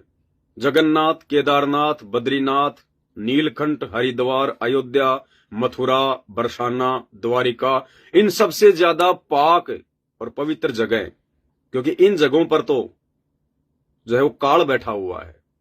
लेकिन आश्रम में आज सबका बाप कबीर भगवान सतगुरु रामपाल जी बैठा हुआ है। आपकी आत्मा आपको स्वीकृति देगी नहीं। अगर आपका मन कभी कभार बकवाद भी करेगा पति पत्नी व्यवहार करने के लिए, तो भी आपकी आत्मा उसको रोकेगी, टोकेगी कि नालायक, अपना धर्म कर्म मत बिगाड़, तू भगवान के चरणों में बैठा है। ये दुनिया की सबसे पाक और पवित्र जगह है। यहां तो मुंह से गाली भी नहीं निकलनी चाहिए। आश्रम में तो जरा सा भी कोई क्रोध और जो है वो गुस्सा भी नहीं आना चाहिए। तू करके भी किसी से बात नहीं करनी चाहिए। न जाने कब परमात्मा तेरी कौन सी बात से नाराज हो जाए, तेरी सेवा छीन ली जाए। वो बकवाद नहीं करेंगे। और यदि काल किसी एक में कुप्रेरणा करके यदि बकवाद करने के लिए दबाव भी डालेगा, पत्नी के माध्यम से या जो है वो पति के माध्यम से, अगर पति बकवाद करने की सोचेगा तो पत्नी उसको रोकेगी कि नहीं, आप चाहे नाराज हो चाहे आप जी राजी रहो, ये आश्रम है, भगवान का दरबार है, परमात्मा अंतर्यामी है, वो पल पल देख रहे हैं। हमने केवल सेवा का मौका दिया भगवान ने, ये कुकर्म करने के लिए नहीं रखा। और अगर पत्नी के माध्यम से काल बकवाद करना चाहेगा तो इसी प्रकार से उसको उसका पति समझाएगा। आप आश्रम में संभोग क्रिया नहीं कर सकते, क्योंकि आपको विश्वास है कि यह आश्रम ही है जहां मैं बैठा हूं और मेरे गुरुजी है यहां पर। इसी प्रकार भाई और बहनों, जिस दिन हम इस ज्ञान को आधार बनाकर सतगुरु रामपाल जी को परमात्मा के रूप में पहचान कर, जिस दिन हम अपने घर पर गुरुदेव भगवान का बेड लगा लेते हैं, शुरू में हमने जो दरबार लगाया था परमात्मा का नाम दीक्षा के समय, जब हमें इतना ज्ञान नहीं था, अब ज्ञान होने के बाद जब हम उस दरबार साहिब को अपडेट कर लेते हैं और गुरुदेव भगवान का बेड लगा लेते हैं, गुरुदेव भगवान को भोग लगाना शुरू कर देते हैं, और अपने घर और घट के अलावा हम गुरुदेव को कहीं नहीं देखते, हम उसको घट घट का वासी मान लेते हैं, कण कण का वासी मान लेते हैं कि मोको कहां ढूंढे रे बंदे, मैं तो तेरे पास में। घट ही में गंगा, घट ही में जमुना और घट ही में है जगदीश, सतगुरु तारेंगे। स्वर्ग सात आसमान पर भटकत है मनमूड, खालिक तो खोया नहीं इसी महल में ढूंढ। जिस दिन हम इस बात को स्वीकार कर लेंगे, मान लेंगे कि मेरे घर पर बेड लग चुका है, और बेड लगने का मतलब है मेरे घर पर परमात्मा प्रकट हो चुके हैं, क्योंकि मैं हर प्रकार के विषय विकारों से दूर हो चुका हूं, संभोग क्रिया से दूर हो चुका हूं, या फिलहाल मैं दूर हूं, तो उसके बाद भगत जी उस घर में वो आत्माएं कोई भी बकवाद करने की सोच भी नहीं सकती। और काल भी इतना मजबूर हो जाएगा, वो पति पत्नी जो पहले सारा कुकर्म किया करते थे, अब वो दोनों एक ही जगह पर सोएंगे तो भी उनके अंदर भाई बहन के अलावा दूसरा कोई विचार आएगा ही नहीं दूसरा कोई भी विचार। क्योंकि जिस घर में परमात्मा प्रकट हो जाते हैं तो फिर परमात्मा भी भगत के ऊपर आशीर्वाद रखते हैं। हम अपनी तरफ से कितनी भी कोशिश करें, कितना भी प्रयास करें, हम अपनी तरफ से इस काल के भयंकर षड्यंत्र से, काम क्रोध लोभ लालच से दूर नहीं हो सकते। गुरुदेव आशीर्वाद देते हैं, परमात्मा रजा बख्शते हैं अपनी तरफ से, अन्यथा हम 2 कोड़ी के जीवों की औकात नहीं है। यहां तो देवताओं का राजा इंद्र, जिसकी सैकड़ों पत्नियां, हजारों पत्नियां, उसके बाद भी उसने अपने गुरु गौतम ऋषि की पत्नी के साथ में कुकर्म किया। श्री विष्णु जी, उसकी खुद की अनेकों पत्नियां, लक्ष्मी उसकी पत्नी, उसके बावजूद भी उसने शंखचूड़ राक्षस की पत्नी तुलसी के साथ में कुकर्म किया, मुंह काला किया। श्री कृष्ण जी ने कुब्जा के साथ में मुंह काला किया। श्री शंकर जी ने मोहिनी के साथ में मुंह काला किया। श्री ब्रह्मा जी ने अपनी बेटी सरस्वती के साथ में मुंह काला किया। भाई और बहनों, फिर बाकी 33 करोड़ देवी देवता कौन सी कमी छोड़ने वाले हैं? तो ये तो गुरु जी के आशीर्वाद से संभव हो सकता है। उन देवताओं की तुलना में तो हम ऊंट के मुंह में जीरे के बराबर भी नहीं है। जितनी सहनशीलता, जितना धैर्य, जितना विवेक उन देवी देवताओं में है, हमारे अंदर तो 0% भी नहीं होता, 0% भी। और जब वो इतनी बड़ी बड़ी गलतियां कर गए, और यदि आज गुरुजी का आशीर्वाद ना हो, गुरुजी का आशीर्वाद ना हो, तो भाई और बहनों, क्या ये 35-40 साल की उम्र में सात संगति से जुड़कर ज्ञान को आधार बनाकर आप जी भाई बहन का रिश्ता कायम कर सकते हैं क्या? मैं कर सकता हूं क्या? कोई नहीं कर सकता। परमात्मा कहते हैं, तेरी क्या बुनियाद प्राणी, तू पेंडा पंथ पकड़वो। हम तो 2 कोटि के जीव हैं, 2 कोटि के जीव। ये जीव की बस की बात नहीं है। ये तो जिस पर परमात्मा दया बख्शे, उस काग को परमात्मा हंस बनाते हैं। वो कौवा अपनी मर्जी से हंस नहीं बन सकता। तो भाई, जब घर में बेड लग गया, आपने परमात्मा को घर में विराजमान कर लिया, और यदि आपने मान लिया, आपको विश्वास है, वो बेड आपने ज्ञान को आधार बना के लगाया है, तो फिर आपको विश्वास है कि मेरा घर नहीं, अब ये आश्रम बन चुका है, आश्रम। और मेरे घर पर मेरे परमात्मा विराजमान हो चुके हैं, सूक्ष्म रूप में, अप्रत्यक्ष रूप में। मुझे नहीं पता वो कब विश्राम कर रहे हैं, कब बैठ रहे हैं। हम तो देख नहीं पाएंगे उनको, क्योंकि हमारी दिव्य दृष्टि इतनी मजबूत है नहीं, इतनी लेवल की भक्ति हमारी हुई नहीं अभी। अब बेड लग गया, तो बेड आपने लगाया किस लिए है? अपने रिश्तेदार के लिए नहीं लगाया, अपने लिए नहीं लगाया, आपने अपने गुरु भगवान के लिए लगाया है। तो गुरु भगवान की मर्जी, वो कब विश्राम करें, कब बैठें, कब कहीं और जाएं, कब वो आ जाए। तो हमने ये मानना पड़ेगा कि 24 घंटे परमात्मा हमारे साथ में है, बैठे हैं, आराम कर रहे हैं, आश्रम में हैं, हमारे साथ में हैं। वो रसोई में भी आ सकते हैं, दूसरे कमरे में भी आ सकते हैं, वो बेड पर भी आ सकते हैं। फिर हमने ये विश्वास हो जाना चाहिए। और अगर देखा देखी में बेड लगाया है, तो फिर तो बात ही अलग है। फिर तो आप चाहे जो मर्जी करो, फिर तो कोई लेना देना है ही नहीं उस बात का। अब दूसरी बात, आप आश्रम में भी जा रहे हैं, अपने बाल बच्चों के साथ में जा रहे हैं, आप पति पत्नी जो है वो कर्म में भी हैं, और आपको आश्रम में सेवा का मौका भी मिल जाए, और वहां पे गुरुजी भी बैठे हुए हैं, और यदि आप संभोग क्रिया से दूर नहीं हैं या नहीं हो सकते हैं, तो फिर आपने क्या करना पड़ेगा? वे गुरुजी का आदेश है, सेवा भी करनी पड़ेगी, और बाल बच्चे भी साथ में रहेंगे, और पति पत्नी व्यवहार भी नहीं छोड़ सकते।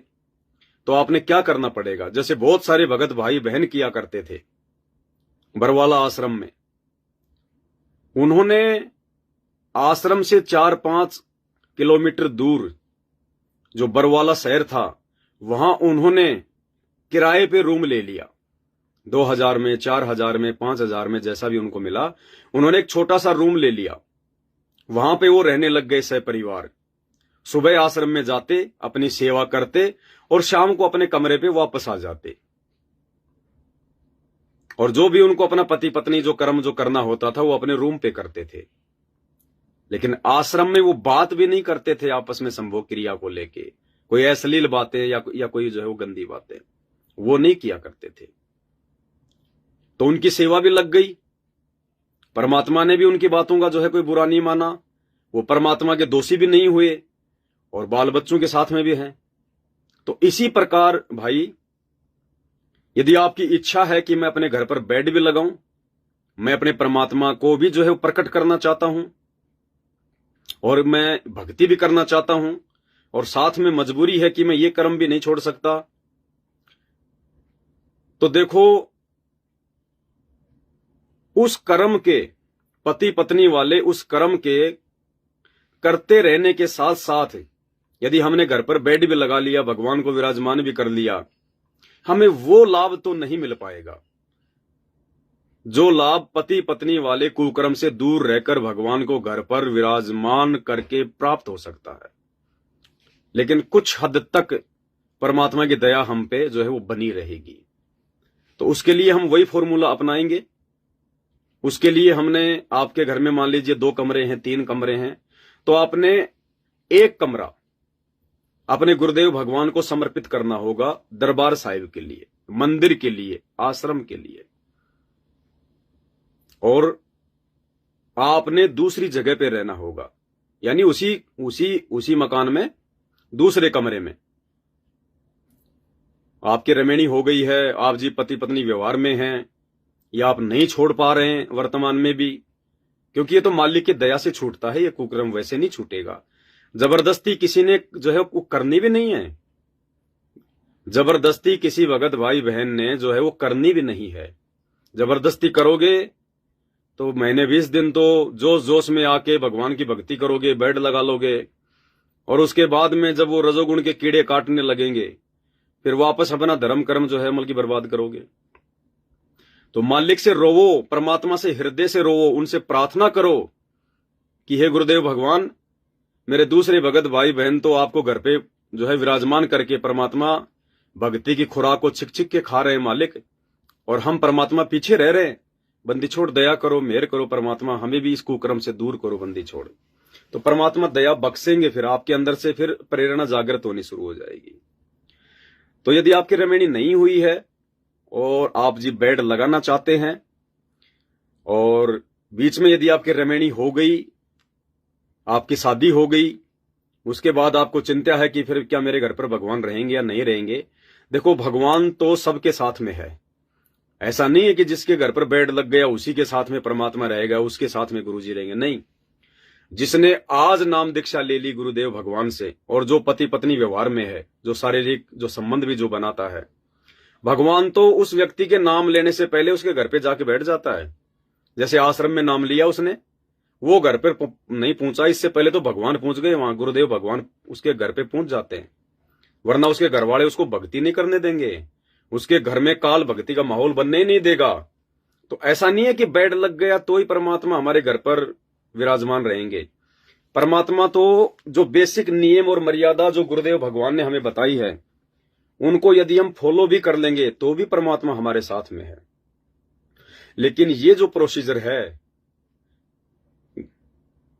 विषय भोग से, संभोग क्रियाओं से बिल्कुल दूर होकर, अपने घर पर बेड लगाकर भगवान के प्रति समर्पित होकर भक्ति करने की, ये प्रोसीजर है सार शब्द प्राप्त करने की, ये प्रोसीजर है परमात्मा को प्राप्त करने की, ये प्रोसीजर है पूर्ण मोक्ष प्राप्त करने की।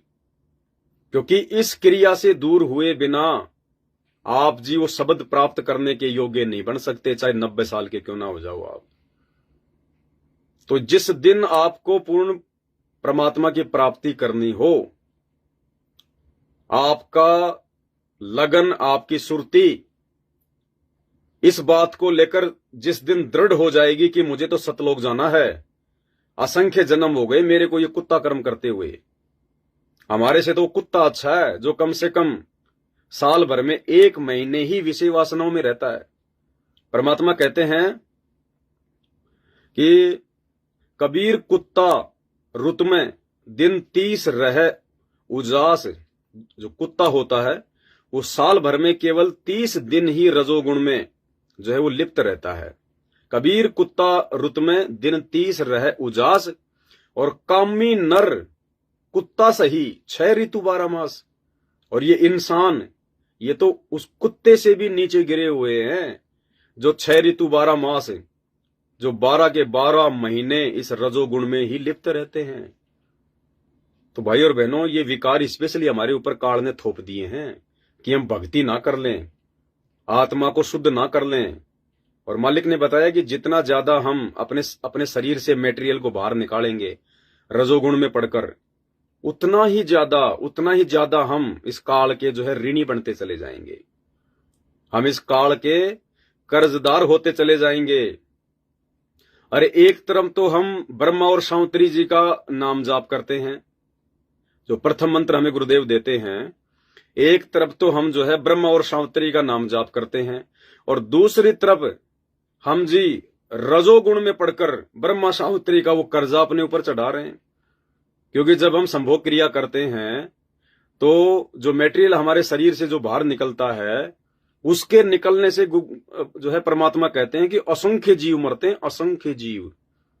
और हम इस ब्रह्मा जी के हम लोग जो है मतलब ऋणी हैं, ऋणी। वो कर्जा हमारा उस पर चढ़ता जाता है।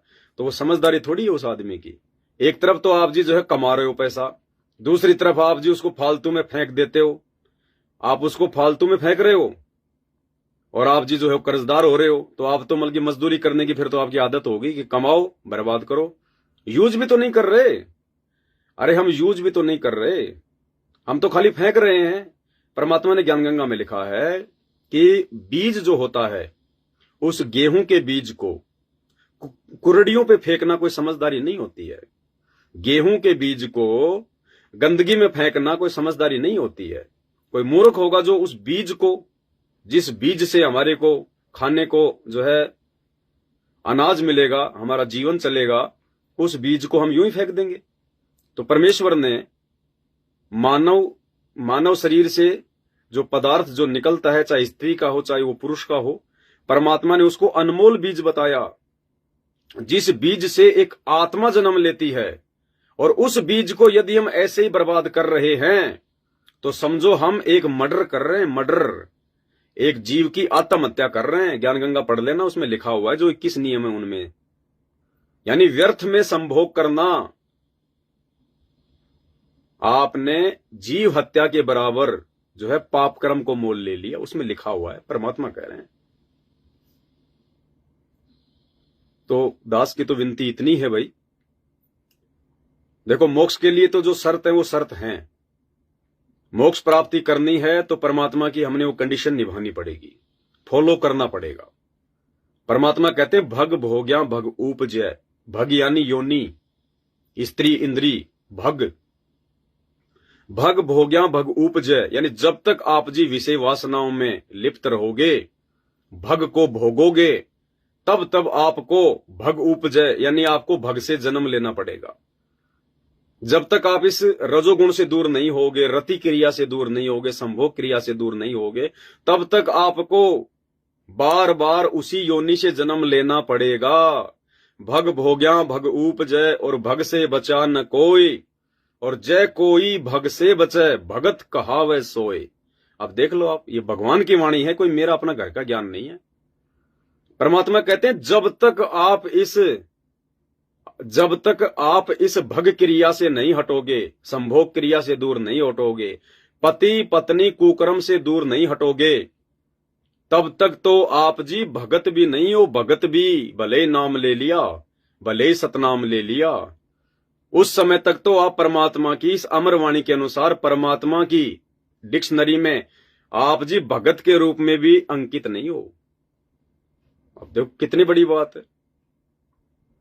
और फिर हम लोग बाट देख रहे हैं मोक्ष प्राप्त करने की, सतलोक जाने की। एक तरफ तो हम बड़ा डींग मारते हैं कि भगत जी बस मेरा तो यहां से मन हट गया, परमात्मा आज ही आ जाए, दास तो सतलोक जाने के लिए तैयार है। और शाम को फिर कहेगा भगत जी कोई लड़की देखो ना मेरी रमेणी के लिए, हैं? सुबह तो बोला गुरुजी आज ही आ जाए तो आज ही चलूं, हैं? और बाद में कह रहा है भगत जी रमेणी करनी है मेरे को। क्या हम इन तमाम कुकर्मों से, विषय वासनाओं से, काम क्रोध लोभ लालच, जाति वर्ण कुल, क्या हम इन सब से दूर हैं? क्या हम इस कंडीशन में हैं? अपनी आत्मा से पूछो। बकवाद करने से कुछ नहीं होता कि भगत जी ज्ञान समझ में आ गया, अब तो सतलोक चलना है, कुछ नहीं, बस यहां पे आज ही गुरुजी आ जाएं। अरे अगर आज ही गुरुजी आ गए विमान लेकर और गुरुजी कहें कि बेटा चल सतलोक, क्या आप आत्मा से आप तैयार हो? मुंह से तो बोल दोगे, मुंह से तो बोल दोगे कि गुरुजी चलो तैयार है आपका दास, क्योंकि गुरुजी के सामने ये थोड़ी कहोगे कि गुरुजी मैं नहीं जा सकता, मैं सतलोक के लिए मैं तैयार नहीं हूं। लेकिन भाई वो तेरी जुबान से नहीं मानता, परमात्मा जुबान की भाषा नहीं पकड़ता। परमात्मा तो घट घट का वासी है, अंतर्यामी है, वो तो अंदर देखा कि इसके अंदर कितनी कमी है। तो हमारा तो काम बिगड़ गया।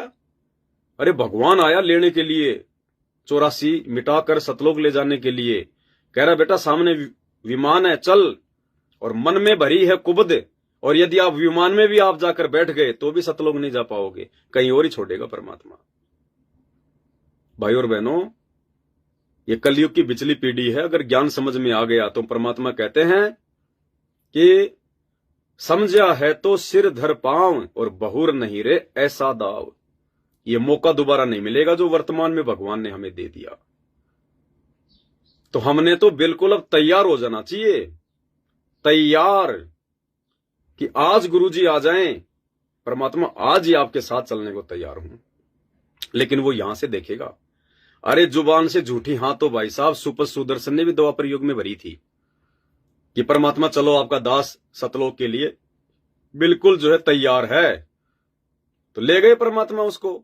आज आप और हमें दिखाना था भगवान ने कि नालायकों, भगवान के साथ तुम धोखा नहीं कर सकते। जरा से भी तुम्हारे अंदर अगर कोई भी अगर माइनस पॉइंट रह गया तो तुम्हें वापस पटकना पड़ेगा। तो परमात्मा ने एक उदाहरण पेश किया हमारे लिए कि तुम्हारे अंदर उतनी भी कमी नहीं होनी चाहिए जितनी द्वापर में सुदर्शन की थी। बूढ़ा हो गया, बोला हाँ भाई सुदर्शन चलना सतलोक। चलो महाराज आप तो जानी जान हो, आप तो अंतर्यामी हो परमात्मा, इस गंदे लोक में क्या जीना परमात्मा। ले गए परमात्मा। और फिर क्या बताया गुरुदेव ने, ऊपर मानसरोवर में जाके परमात्मा ने पूछा रे भाई कोई इच्छा है कि तेरी उस संसार में उस गंदे लोक में कोई है तेरी कोई इच्छा कोई डिमांड है। हाँ बोले परमात्मा वैसे तो आपने इतना अच्छा ज्ञान दे दिया, मालिक ऐसे गंदे लोक में किसी मूर्ख व्यक्ति की आस रहेगी। परमात्मा आपके दास में कोई आस्था नहीं है। लेकिन मालिक एक छोटी सी प्रार्थना है। मालिक ने देखा ये काम बिगाड़ दिया।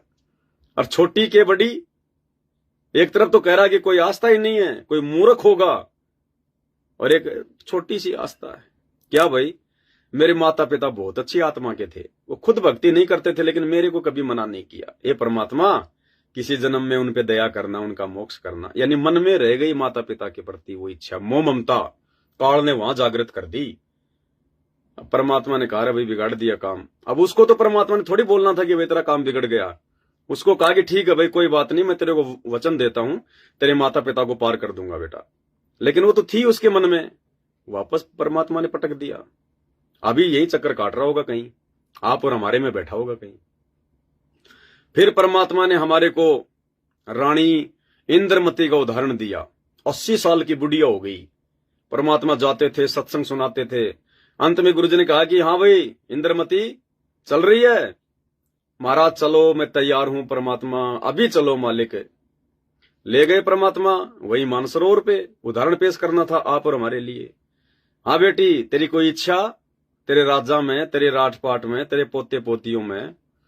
ना महाराज ये परमात्मा वो तो बहुत गंदा लोक है, वहां तो मैं देखना भी नहीं चाहूं। बेटी कोई मन में इच्छा? बोले महाराज इच्छा तो कुछ नहीं है लेकिन एक प्रार्थना है। क्या प्रार्थना है? वो मेरा राजा है ना, राजा, वो बहुत अच्छी आत्मा का था। अब देखो वो अच्छी आत्मा हो गई है, वो बहुत अच्छी आत्मा का था। हैं, उसने खुद भक्ति नहीं करी लेकिन मेरे को कभी दान पुण्य के लिए मना नहीं किया। ये भगवान कभी हैं उस पे भी दया बख्शना। मालिक ने देखा काम बिगाड़ लिया भाई, वापस पटकना पड़ा। यही कहीं धक्के खा रही होगी। भाई और बहनों, इतनी सी भी अगर हमारी जरा सी भी इच्छा किसी भी क्रिया में, क्योंकि परमात्मा हमारी आस्था को चेक करेगा। परमात्मा हमारी आस्था को चेक करता है। परमात्मा जो है वो कारण बनाता है। जानबूझकर परमात्मा ऐसी ऐसी परिस्थितियां पैदा करता है कि देखता हूं इस बच्चे की विषय भोग में कोई इच्छा है कि नहीं है, रति क्रिया में इच्छा है कि नहीं है, इस खेत में, खलियान में, पैसे में, काम धंधे में, बाल बच्चों में, माता पिता में, रिश्तेदारों में कोई आस्था है कि नहीं है। ये रिश्तेदारियों में जो शादियां आती हैं बार बार तुम्हें जो फोर्स किया जाता है ना नाम दीक्षा लेने के बाद, क्या हो भगत जी आओ जी, हमारी तो बस ये पहली शादी है, हमारी तो आखिरी शादी है। भगत जी एक दिन में क्या है, हम आपको जो है कुछ भी नहीं कहेंगे, हम आपको ना कुछ कोई पूजा पाठ के लिए कहेंगे, आप तो खाली बैठ जाओ आके।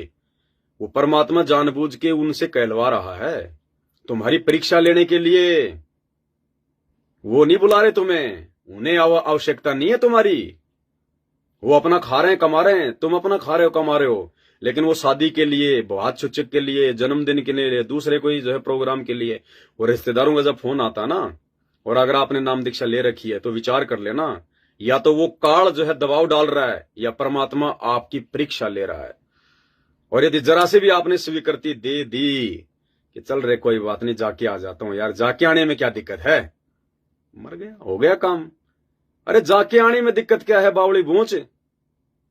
तूने भीड़ में भीड़ करके तूने सहयोग कर दिया। तू कुछ भी मत खा, कुछ भी मत कर। अगर तू वहां उस दिन चला गया, जो पाखंड है, जो परंपरा है, जो कुप्रथा है, तूने भीड़ में भीड़ कर दी, तूने वहां जाकर उस परंपरा का समर्थन कर दिया। तेरे अंदर ज्ञान आधार नहीं है, तू दबाव में आ गया, तू लोक लाज में आ गया कि यार वो इतनी मिन्नत कर रहा, अगर नहीं गया तो कल को फिर मेरे बारे में क्या सोचेगा। आ गया लोक लाज में। जाति वर्ण कुल खोए। भाई और बहनों, ये परमात्मा का यथार्थ ज्ञान, ये तत्व ज्ञान है बंदी छोड़ का। परमात्मा ने हल्की फुल्की जो छूट दी हुई ना ब्याह शादी में आने की जाने की, वो केवल उन आत्माओं के लिए है जो नई नई जुड़ती हैं, जिनको ज्ञान नहीं होता। अगर ज्ञान समझ में आ गया तो चाहे नया चाहे पुराना, जाना नहीं तो जाना ही नहीं। स्पष्ट कह दिया परमात्मा ने कि टलो जाने से। बहुत सोच समझ के अब हमने भगत बनना पड़ेगा। अब तुमने तो अपने रिश्तेदार को बोल दिया कि ठीक है साहब मैं आ जाऊंगा, एक रात के लिए आ जाऊंगा, और इधर से परमात्मा तुम्हारे घर पर उसी रात विमान लेके आ रहे थे कि आज रात को 12 बजे मैं मेरे बच्चे को चुपचाप सौपन के माध्यम से आत्मा को निकाल के और मैं सतलोक ले जाऊंगा आज मेरे बच्चे को, हैं? और तुमने उधर अपने रिश्तेदारों को हाँ भर दी, अपने यार दोस्तों को हाँ कर दी कि ठीक है मैं शाम को 7 बजे घर से निकल जाऊंगा साहब, और सुबह मैं जल्दी आ जाऊंगा उधर से। अब गुरुजी तो विमान लेके घर पे आ रहे हैं। आज तेरा मौका था, आज तेरे ऊपर मेहर कर रहा था परमात्मा, इस गंदे लोक से सदा सदा के लिए निकाल रहा था तेरे को। सतलोक में मना फिर शादियां, मना फिर वहां डीजे बजा, वहां बजती है वो मधुर मधुर वाणियां, संगीत, वहां है मौज मस्तियां असली। इधर भगवान आ रहा था और उसी दिन काल ने तेरे को निकाल दिया वहां से। ये होती है सूक्ष्म चाल। अब तू वहां क्या कर रहा है? नींद आएगी तेरे को 12 बजे, 12 बजे तो वहां पे डीजे बजेंगे, हैं? हट जाता पाछे ने नाचन दे जी भर के ने, वो नाचेंगे वहां। आज मेरे यार की शादी है, हैं? तेरे को नींद आएगी। भगवान तो तुझे सतलोक ले जाने के लिए आया और तू वहां पे आज मेरे यार की शादी है सुन रहा है। हट जाता हूं पाछे ने नाचन दे जी भर के। अब तू नाचता ही रहना फिर यहाँ पे जी भर के, कभी कुत्ता बन के, कभी गधा बन के, कभी सुअर बन के। फिर तेरे को कसाई जो है ना गला छोड़ा सा काट के हलाल करके नीचे डाल देगा, फिर नाचते रहना, फिर हैं भुगत भुगत के दम तोड़ेगा, फिर नाचते रहना फिर यहाँ पे। भाई और बहनों, ये काल की सूक्ष्म चाल है, ये ऐसे फंसाएगा हमें वो। अगर भक्ति पर हम लग गए हैं और गुरु और ज्ञान समझ में आ गया है तो भाई और बहनों हमने तो तैयार रहना कि भगवान अभी आ जाओ, चाहे ये परमात्मा इसी समय आ जाओ, बिल्कुल आपका दास आपकी दासी तैयार है, परमात्मा छिक लिए हम तो। ये ज्ञान आधार से संभव है, और ये ज्ञान आधार और ये सतगुरु भगवान की ये मेहर ये उसी समय बनेगी जब हम इन तमाम काम क्रोध लोभ लालच जाति वर्ण कुल तमाम विषय विकारों से बिल्कुल अपने आत्मा से नफरत करने लगेंगे। देखो शुरुआत में जब हम इन कुकर्मों से जब हम लोग दूर हटते हैं ना, तो शुरुआत में महीना 2 महीना 3 महीना 6 महीना तो काल हमारे को जो है परेशान जो है वो करेगा, लेकिन गुरुजी का आशीर्वाद रहेगा। थोड़ी सी अगर हिम्मत रखेंगे तो काल तो चाहेगा कि वापस उसी गंदगी में आ जाएं, है कि नहीं? लेकिन उसी समय परमात्मा से बिल्कुल आंख बंद करके हे मालिक दया बख्शो परमात्मा, हे मालिक मैं 2 कोड़ी का जीव हूं, बंदी छोड़ काल को मैं कैसे मालिक हरा सकता हूं, आप दया बख्शो परमात्मा, हे बंदी छोड़ अपने दास के विषय विकारों को हरो मेरे मालिक।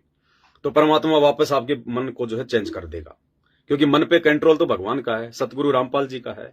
21 ब्रह्मांड के प्राणियों का रिमोट तो इस काल के हाथ में है, और काल का रिमोट सतगुरु रामपाल जी भगवान के हाथ में है।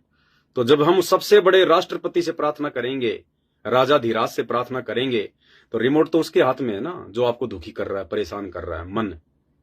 तो इस प्रकार से भाई और बहनों हमने करना है। और मान लीजिए आपकी शादी हो गई, आपने घर पर बेड भी लगा लिया, या वर्तमान में कुछ ऐसे भगत भाई बहन हैं जो इस संभोग क्रिया से दूर नहीं हो पा रहे हैं। कोई भी उनकी मजबूरी है, भाई उनके पति की तरफ से दबाव है या किसी की जो है पत्नी की तरफ से दबाव है, जो भी है, और यदि उनकी इच्छा है, साथ संगति से जुड़े हुए हैं, ज्ञान को आधार उन्होंने बना लिया है कि नहीं बेड तो हम लगाएंगे भगवान का, हम और कहीं धक्के नहीं खाएंगे अपने भगवान के अलावा। जब तक गुरुजी किसी आश्रम में नहीं आएंगे तब तक हम अपने घर पर अपने भगवान का बेड लगा के हम भक्ति करेंगे। तो उन भाई बहनों के लिए तो दास की यही प्रार्थना है। परमात्मा तो आपके साथ भी है, ऐसा नहीं है कि है नहीं परमात्मा।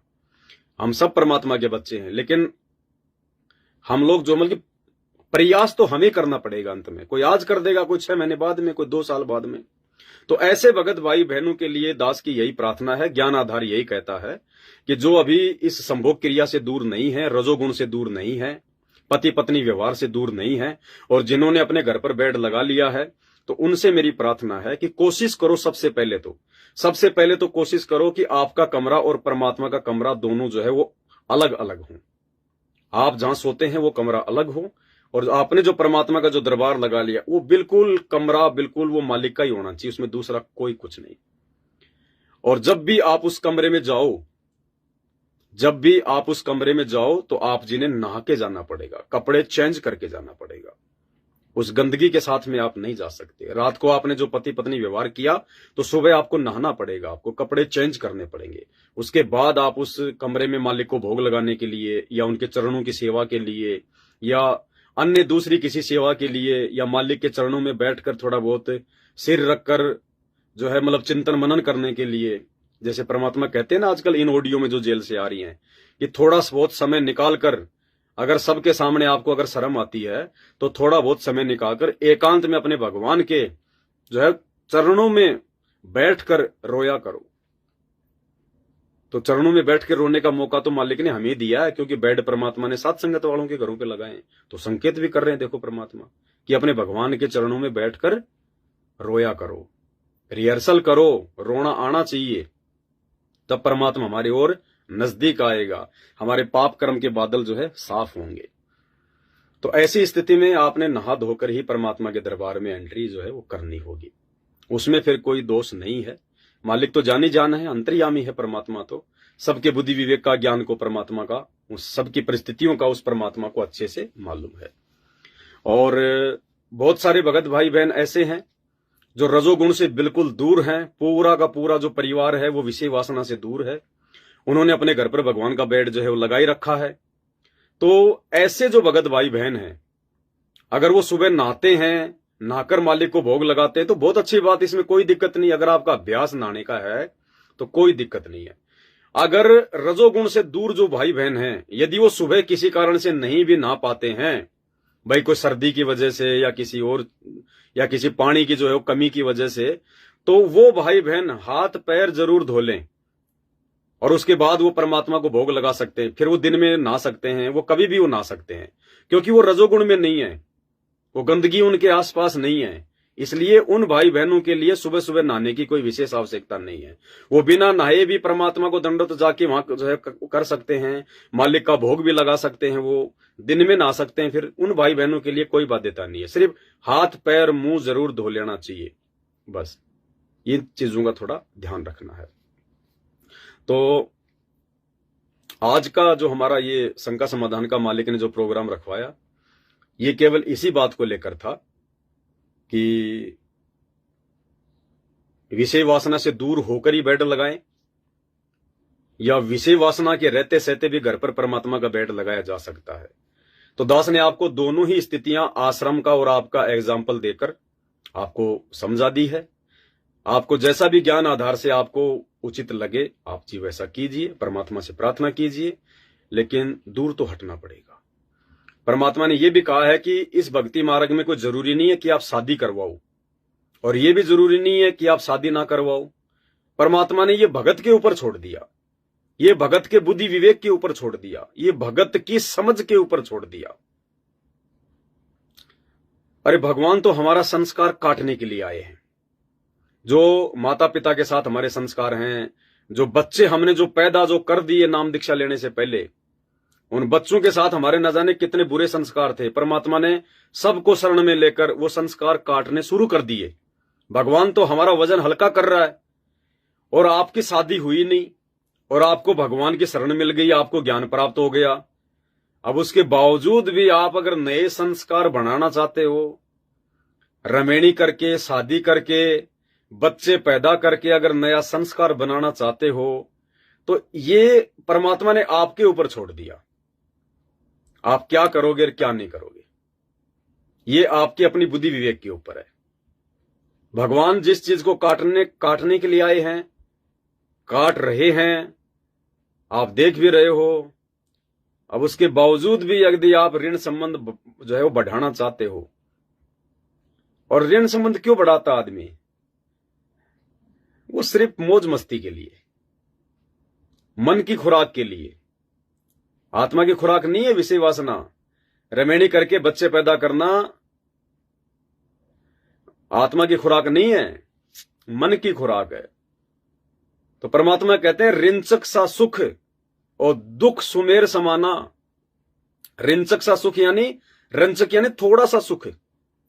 जो पति पत्नी का जो बेड के ऊपर जो जिसको हम लोग मतलब की आनंद समझते हैं, तो परमात्मा कहते हैं रिंचक सा सुख, कहते हैं वो 2 मिनट का सुख है। वो पति पत्नी कुकर्म का 2 मिनट का सुख है वो। रिंचक सा सुख और दुख सुमेर समाना। सुमेर यानी देवताओं का पहाड़, हिमालय पहाड़ से कई गुना ऊंचा।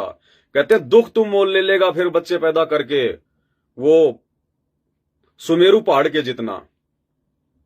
फिर वो बच्चे पैदा होंगे, फिर उनके पालन पोषण में लगे रहना, फिर सारा दिन गधे कुत्ते की तरह कमाते हुए हैं। बच्चे नहीं होंगे तो ना फीस भरने की चिंता, ना उनके कोई हारी बीमारी की चिंता, ना उनके ब्याह शादी और रमेणी की कोई टेंशन। बैठ के अपनी माला लेके भगवान की जितनी आवश्यकता है उतना कमाओ और अपना भजन करो। बुढ़ापे का सुख परमात्मा है, बुढ़ापे का सारा परमात्मा है, बेटा बेटी नहीं है।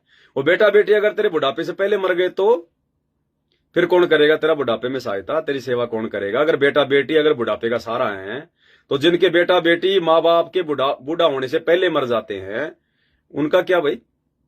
तो हमने भगवान पे विश्वास करना पड़ेगा। बुढ़ापे का सारा परमात्मा है, सतगुरु है, बेटा बेटी नहीं है। वो मालिक किसी से भी सेवा करवा देगा, कहीं भी रख के अपनी आत्मा को जो भक्ति करेगा उसको।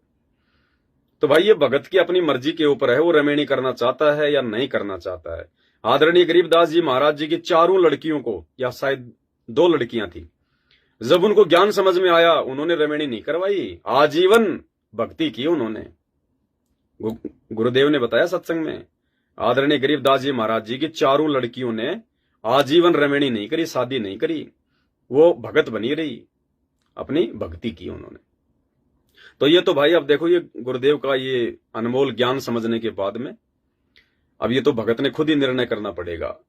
परमात्मा ने गरिमा गीता की पुस्तक में लिखा है, पेज नंबर 30 या 31 कुछ ऐसा, मुझे ध्यान नहीं आ रहा।